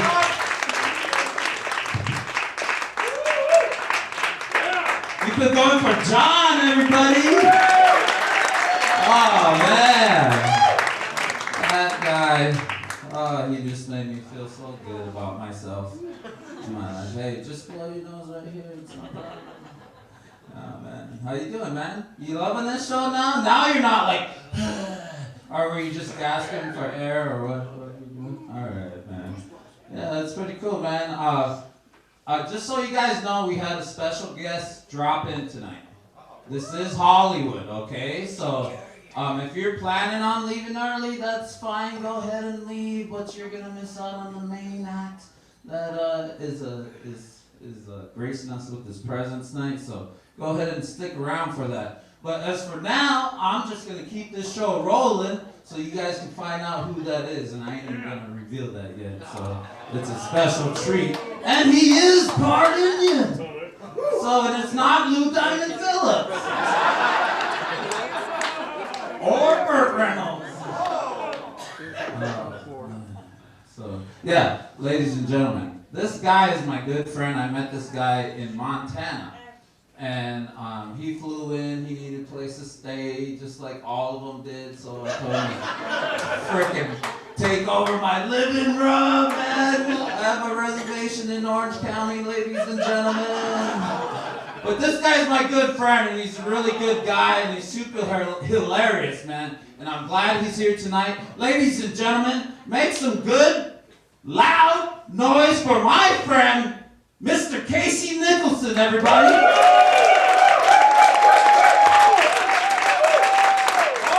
Alright, you like that, yeah. My name is Casey Nicholson. I'm from Montana. Nope. Yeah, it's good to be here in Hollywood, eh? Holy cow. Now you look at me, you're thinking, this guy don't look real Indian. I mean, yeah, I do. I mean, they gotta look probably the most Indian out of the rest of these jackasses. Trying to claim that they're Indian. Only got long hair. Well, one did, but he looked like Al Pacino or somebody. You grow long hair and you think that makes you Indian? No. Some people think I'm Asian too. You know, I'm not Asian. They come up to you, don't even. Off. Something I'm Mexican, you know, they come up, hola, ¿cómo estás? No, no, el español friend.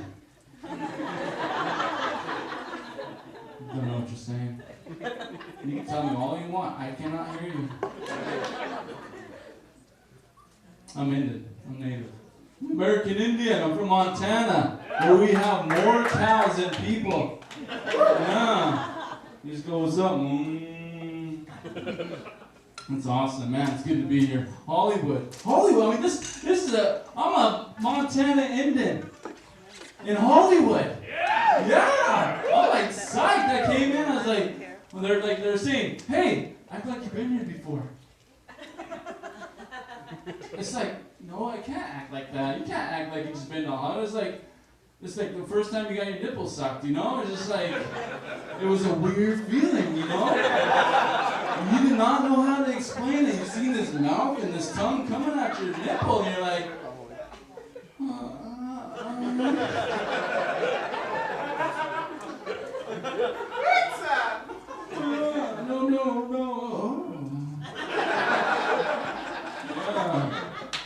Oh, that's how it feels being in Hollywood at the Laugh Factory. Yeah, I got it. Oh, wow. It was so good. You don't even know. First time in LA. It's so freaking awesome. Man, good times. I got spanked. Yeah. It had nothing to do with the nipples, okay? I got spunked.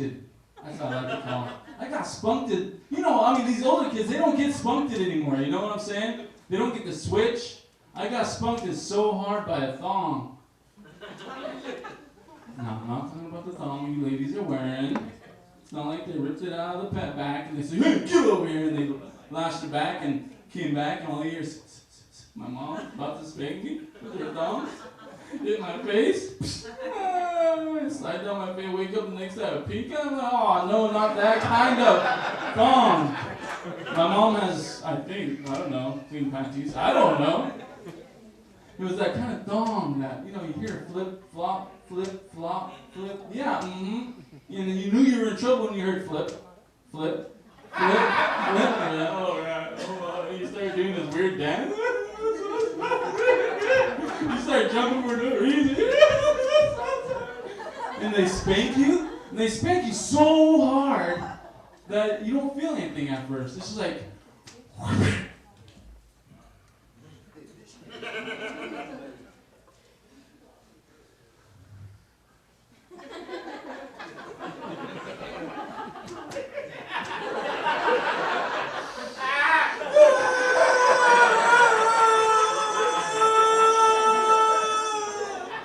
Then you go into this uncontrollable cry, eh?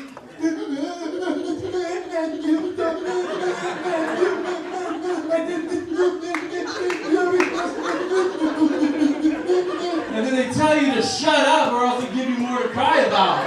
And you're like,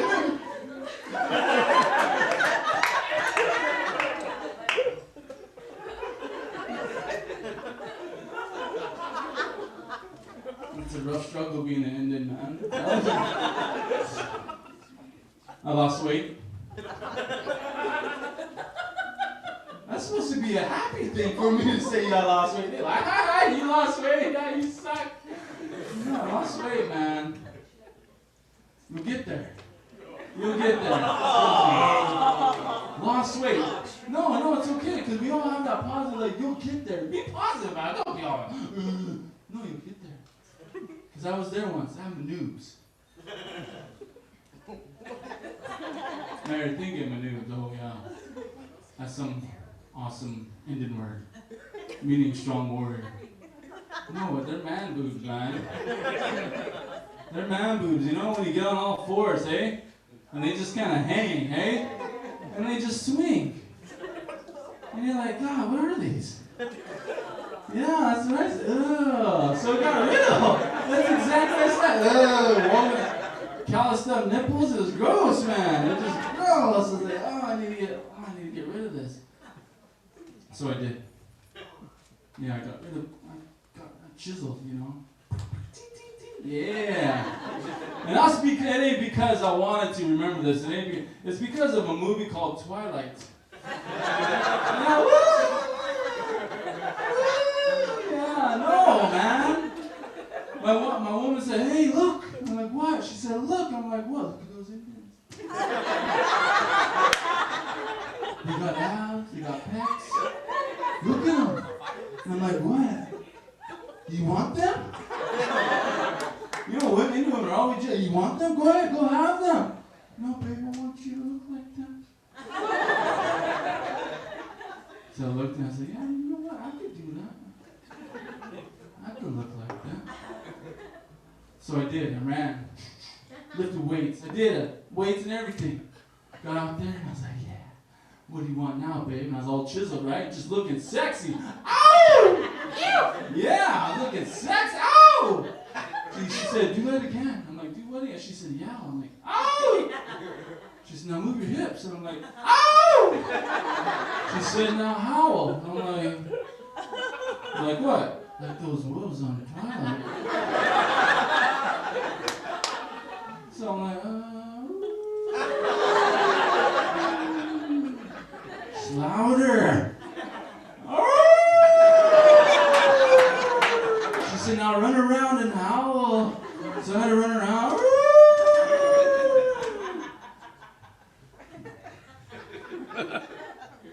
Then we had a baby. It works. It came out looking like a wolf. It was kind of weird. Very three-legged, mangy dog, you know. You know, sometimes people have a hard time believing that I'm Indian, you know. So I say, well, you know, I'll show you my flute. I'm like, really? Hey, it's not the size of the flute that matters. It's how you play it.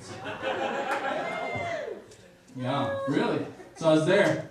I was like, hey, you want to hear this or what? She said, yes. So I'm like, okay, hold on.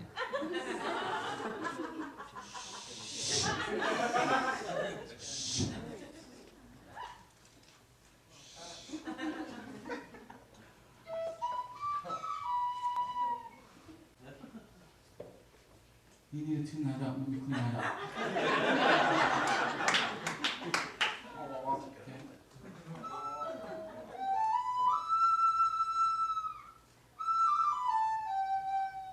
She's like, ooh, I like that.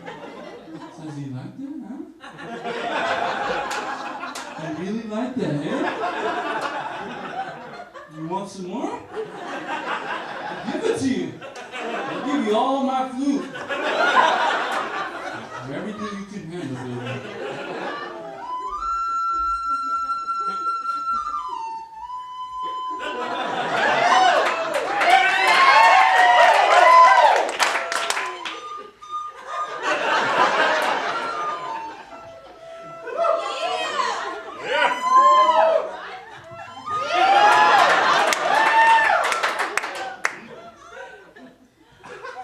I'll save the end for later, ladies. That's my time, I guess. Thank you very much.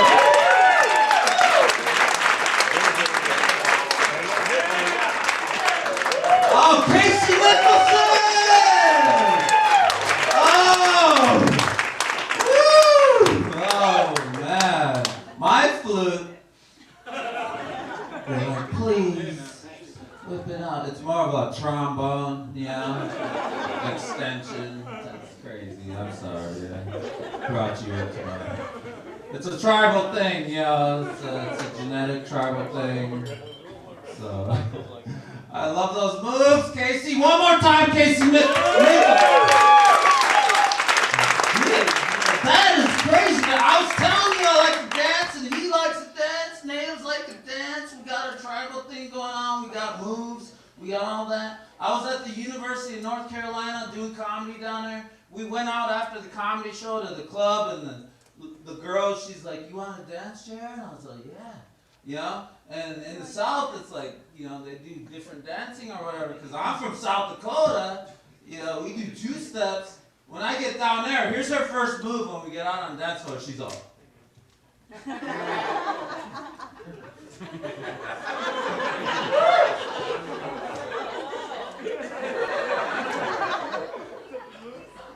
What's up, Shaquisha? Oh, him? I just met him. Right? I was all embarrassed. I didn't even know what to do. Like, I was all. And I looked around the club and I seen all the other dudes doing it too. I was like, what's up, bro?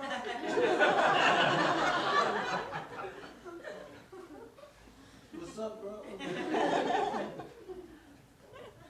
Should we be using protection or?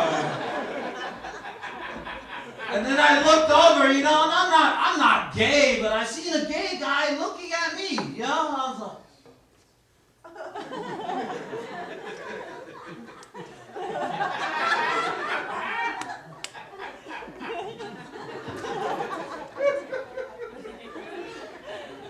I started getting into it, I was like.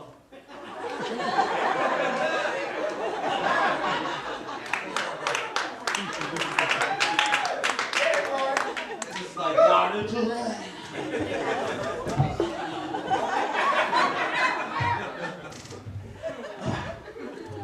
Oh, give me a towel, give me a towel. Somebody give me a towel. No, I'm just kidding. We made a baby, it was crazy.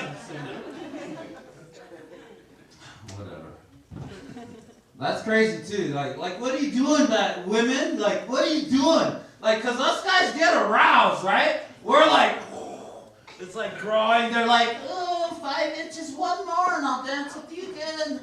It's like their measurement back there, you know. It's like, 3 inches. I can't tell if he's 3 or 4. It's wide though. He's gonna do damage going in. Ladies and gentlemen, I'm Jared. One more applause. Make some noise. We got one more comedian. This guy comes all the way from South Dakota, you guys. These are real Indians, all right? These guys got the real Indian stuff. Hollywood didn't write this shit. You know, the U.S. government wrote our shit. Broken treaty, yo! And we're here to take this land back one joke at a time, ladies and gentlemen. Keep it going for Oglala Sioux from Pine Ridge, South Dakota. Dakota, ladies and gentlemen, Mr. Sheldon Starr.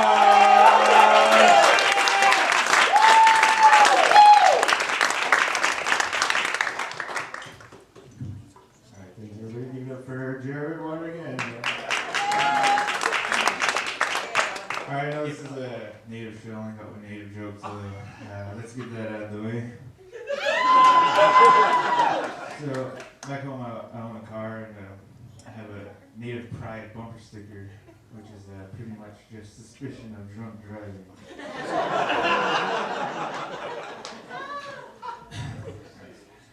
One day I was at my mom's place and we were looking at old pictures. I was like, Mom, how come back then, you know, if we were so poor, why was I so fat? She's like, oh, you know, she's like, don't worry about it. The camera adds 10 pounds. I was like, Mom, this is a drawing of me. She's like, I know, I made you eat the camera. One day, I was at a grocery store, and I was going down the cereal aisle, and I picked up this box. On the box it said, actual size, and I was like, yeah, this box is this big.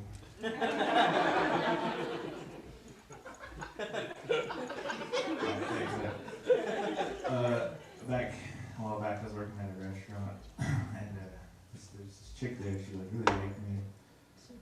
And one day she came up to me, before I tell this joke, I guess, I hope you guys are smart, because you know, it's a really good joke, right?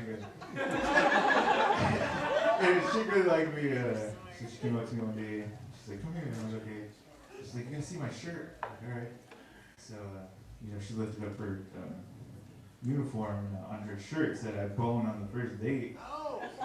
And I was like, I don't know about that, honey, I'm usually hungover after New Year's Eve.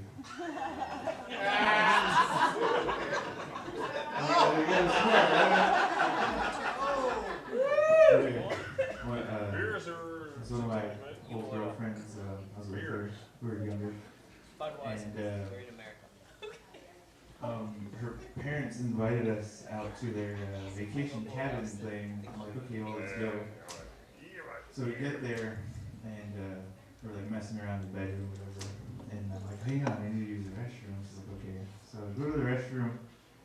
I want to come back on my way back down the hallway, and I run into her dad. I'm like, oh man, I don't know what he's gonna say. He's like, I don't know what you guys are doing in there, but you better be being safe. I was like, don't worry, sir. She's buckled to the bed right now.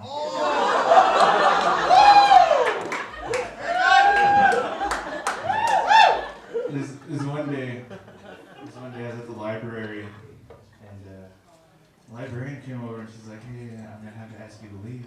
I'm like, oh, for crying out loud. She's like, yeah.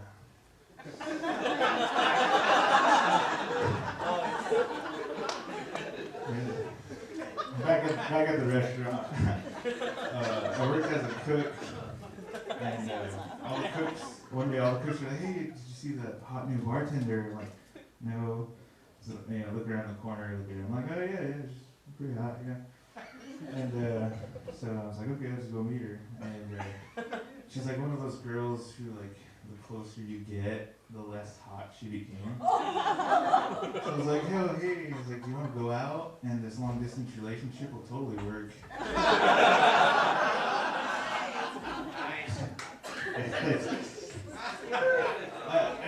I just moved into a new apartment, and I was like, told my parents, I want this really cool, awesome housewarming gift. And I'm like, okay. And they got me a space heater.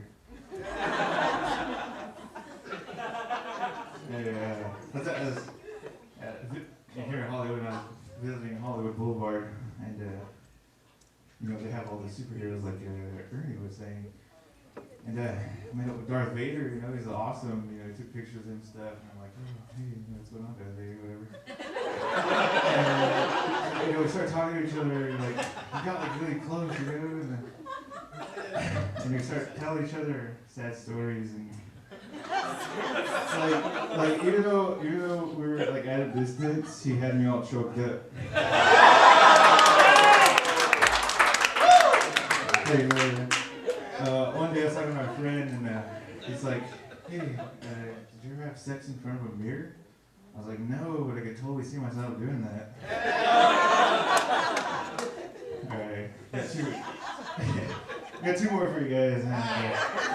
Please. Alright, so, you know, I used to be a guitar teacher, and I was like, stay. No? Alright, more, guys. Alright. It's my first date. Okay, it was like Halloween, and so I'm like, okay, I take this chick on a date or whatever. So I pull up to her house, I go up to the door, knock on the door. Here, you guys remember it's Halloween, right? Okay. So I go up to the door, knock on the door. Her dad answers, and he's like, I don't know what you guys are doing tonight, but you better not get my daughter pregnant. I was like, don't worry, sir, she'll just be a goblin.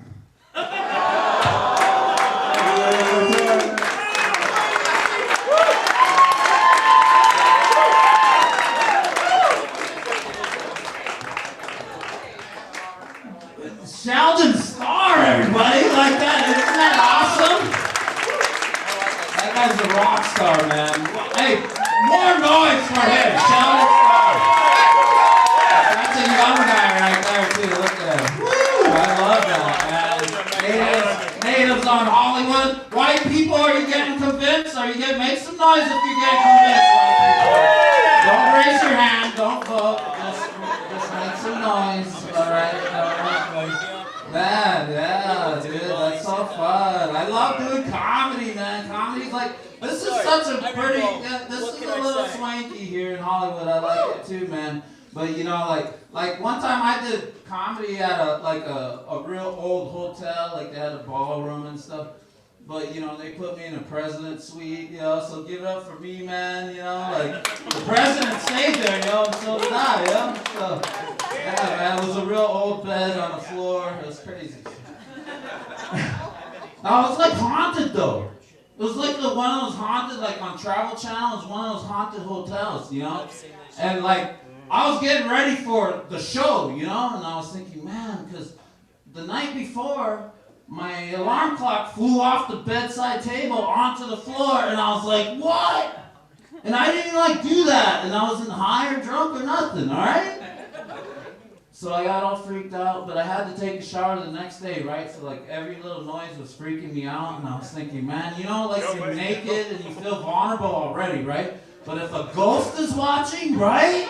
Think about that, because I was like every little noise, like I was in the shower, like just, you know, and when I was rubbing these right here, I was like, he's getting turned on, that ghost is getting turned on right now, right? You know, you're just in there.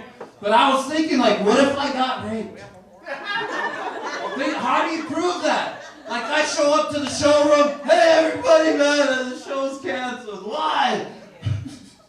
I can't even tell you, bro. Why, Jack? Just tell us why. We'll understand. We've been friends for a long time. And then I was like, I just got raped by a ghost, yo. How did you know? How did you know? I felt air. I felt air 3 times. Hey, you guys having a good time tonight? Remember, this is a contest. I'm not in it. Those comedians you saw, they were all great. They actually had to hawk shit to get here, all right? They're not rich, famous comedians. They hitchhiked, they did whatever they had to do to get here, have a fry bread sale. Okay, these guys, they're not big Hollywood Indians. They're not, you know, they're not Red Cloud and Crystal, Lightning Cloud, you know. So, but yeah, so one more round of applause for their sacrifice to their craft. Stand-up comedy. Are you guys ready for that special guest? Make some noise for that special guest right now. Make some noise. I just can't even tell you how blessed we are to be here tonight, be in a legendary presence. I mean, this guy has tribal roots as well. He's legendary, known all over North America, all over Europe, ladies and gentlemen. He's from the Tara Mara tribe. Ladies Ladies and gentlemen, Mr. Paul Rodriguez.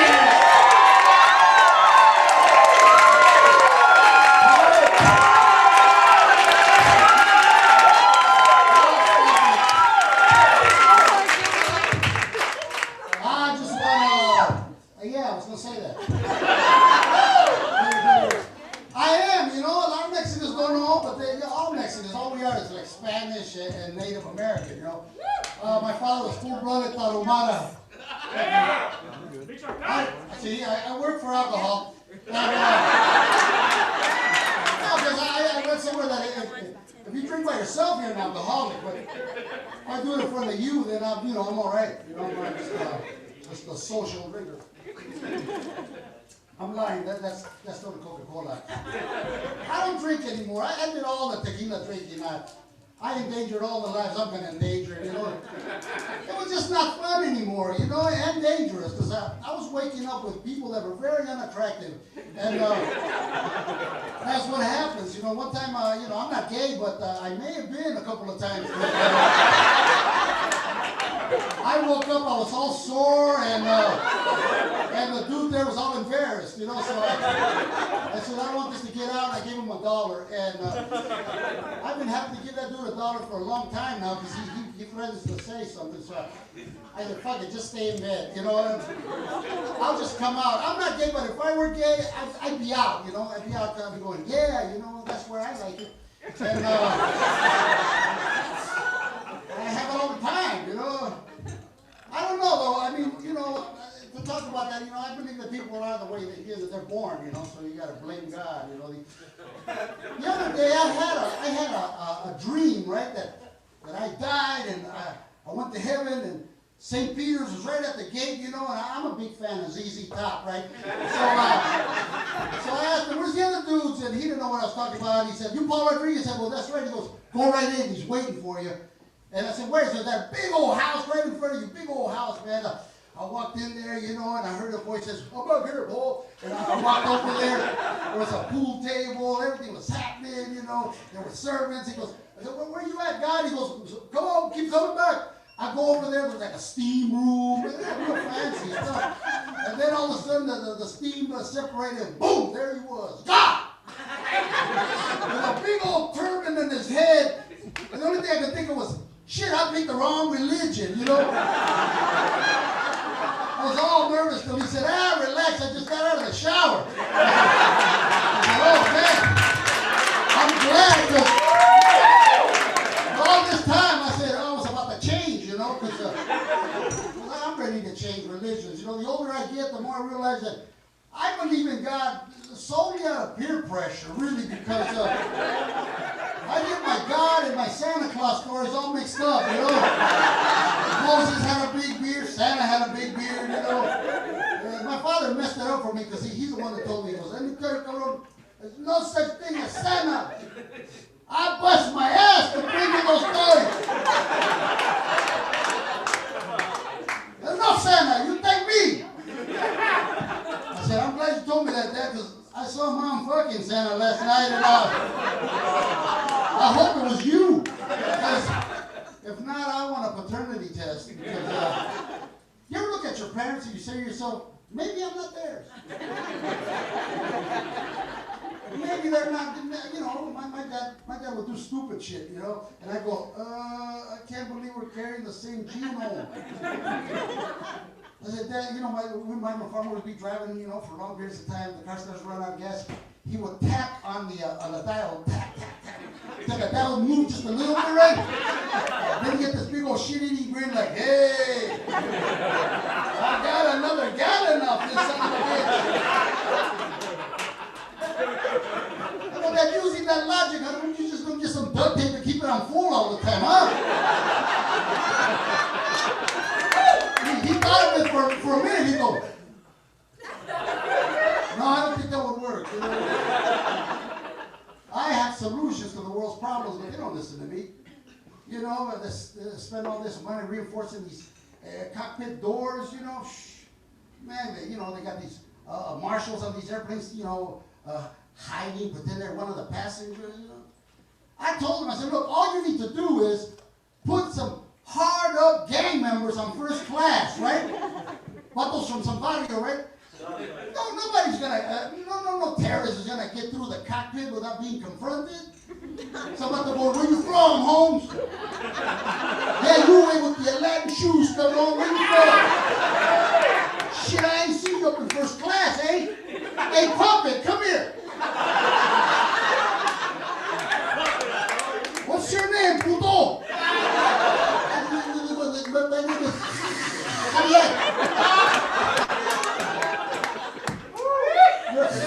Javier, huh?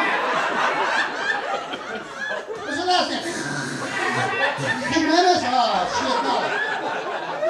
See, Mexicans, we're your best protection against terrorism. We can spot it there from a mile away, man. You go, hey, come on, look at that. Them flour tortillas look real thick to you. Hey, that's pita bread. Pinche cabrón. Look at the girl that's with him. Look at the girl that's with him. Check her out. That's camel toe if I ever saw it. Right there. What? Oh, that's a real camel? Oh, shit. I didn't sneak in here, you know? All the government does is full of shit. You know, they want to control us with fear. That's all they do. I mean, every day they're running out of things to make us afraid of, you know? Fear. Now their latest is Ebola. They don't scare Mexicans because they really like how it sounds, you know? Ebola, no, they got 2 bolas. Look at those bolas. Yeah, all I live over here is Ebola. I work for Motorola. My aunt works in Pensacola. Because we're rhymers, that's what we are, yeah? Just working the shit out. It's the laugh factory, see? It's a factory. They don't say the joke is finished here. We're working it out, you know? We're like guinea pigs. Once I'm finished, shit, you don't pay $30. They see me in Vegas. But right now, you got to settle for what I got here.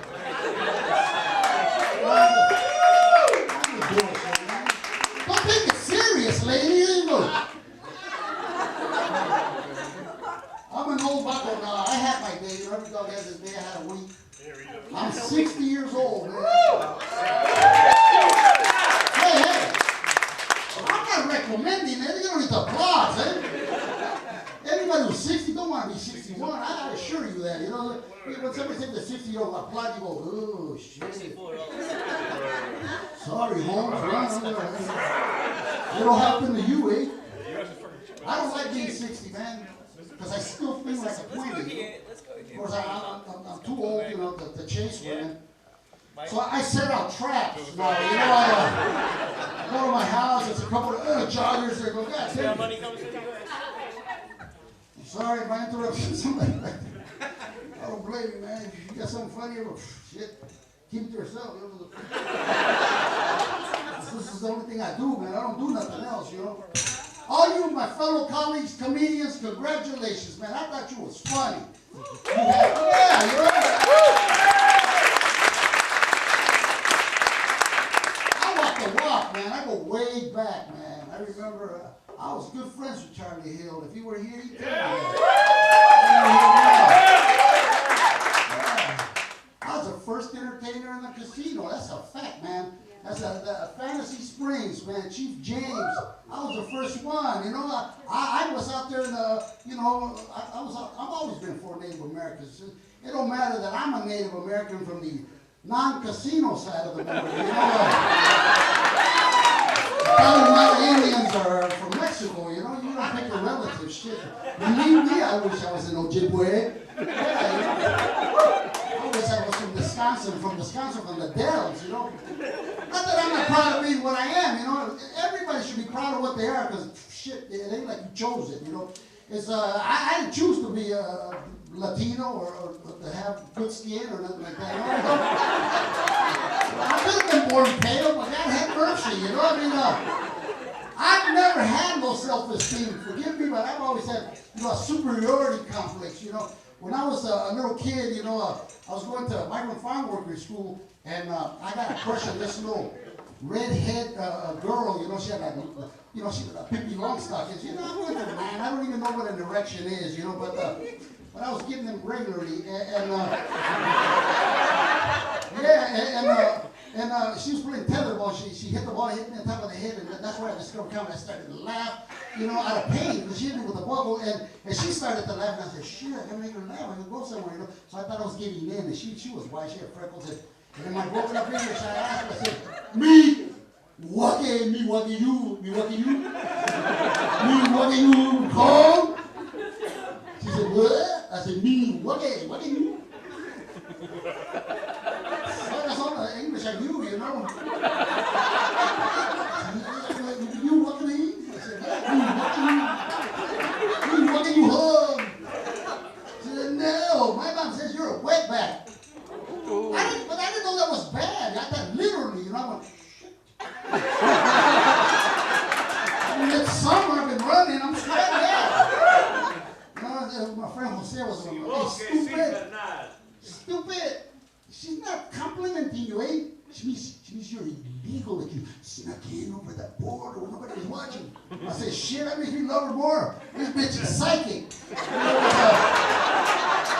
Because that's how we got here, for real. My father is a Tarahumara. You can look it up on the net, the Tarahumara Indians are known for their running skills. They got a ball made out of, I don't know what the fuck it's made out of, some hardened stuff, and they kick it and they go for miles and miles, and I don't know if there's any kind of thing to end to the game or anything like that, but my father said that they were known as the runners, which is why there's a lot of them still, see, because they were never hanging around to fight nobody. The white man came with the guns and we said, fuck it, kick the ball over here. By the time everything was settled, we were just getting back going, hey, what happened? And the rest of the tribes were, motherfuckers. You have to stand in here. We had to kick the ball. It's so it's the ignorance and arrogance of whites to think that we don't have a sense of humor, right? Every stereotype of Native Americans is very stoic, very like there's no words in the language. Everybody's like we have a nation of just bad stomach fluids or something. Heartburn, a nation of heart. That's how they portray us. Like Charlie Hill was the best at that. He was really a pioneer, man. I try to follow in his footsteps, man. I miss him greatly, man. Yes. We lost so many. I knew Robin Williams well. I heard you guys talking about him. I knew him well. I worked with him in Comic Relief. I'll tell you a good story about him. We were in Denver delivering some monies, and some reporters are always, they have idiot reporters who they want to crack a case or they want to be famous by insulting somebody. And they walk up to Robin and they said, well, those were ladies. She said, Mr. Williams, isn't it true that most homeless people are just mentally ill people who are just vagabonds and bums? How do you answer that, eh? Robin did here. Saw this lady holding a baby. Without thinking twice, he picked up the baby and he held it up to the cameras. He goes, let me ask you something. Does this look like a bum to you? And it was the most poignant moment because what could this idiot say? We all just went, God damn, what an answer, It was just something, not funny.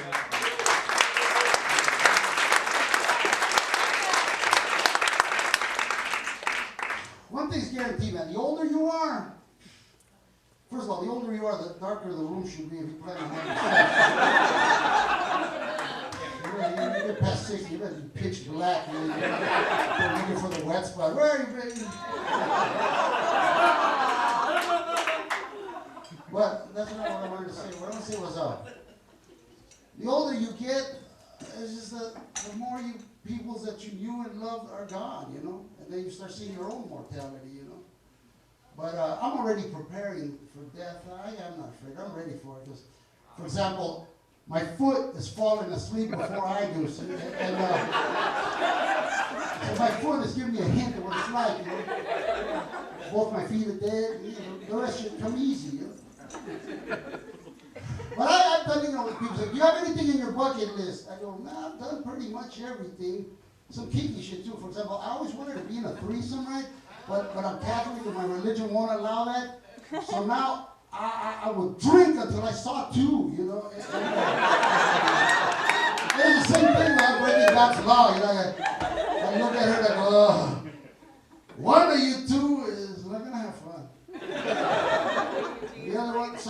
to shoot in the middle, you know.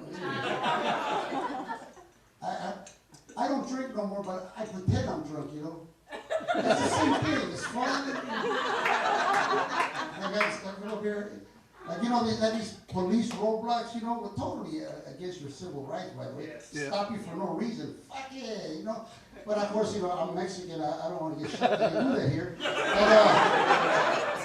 But, so what I do is I walk up to the police and I pretend I'm drunk. It's fun too.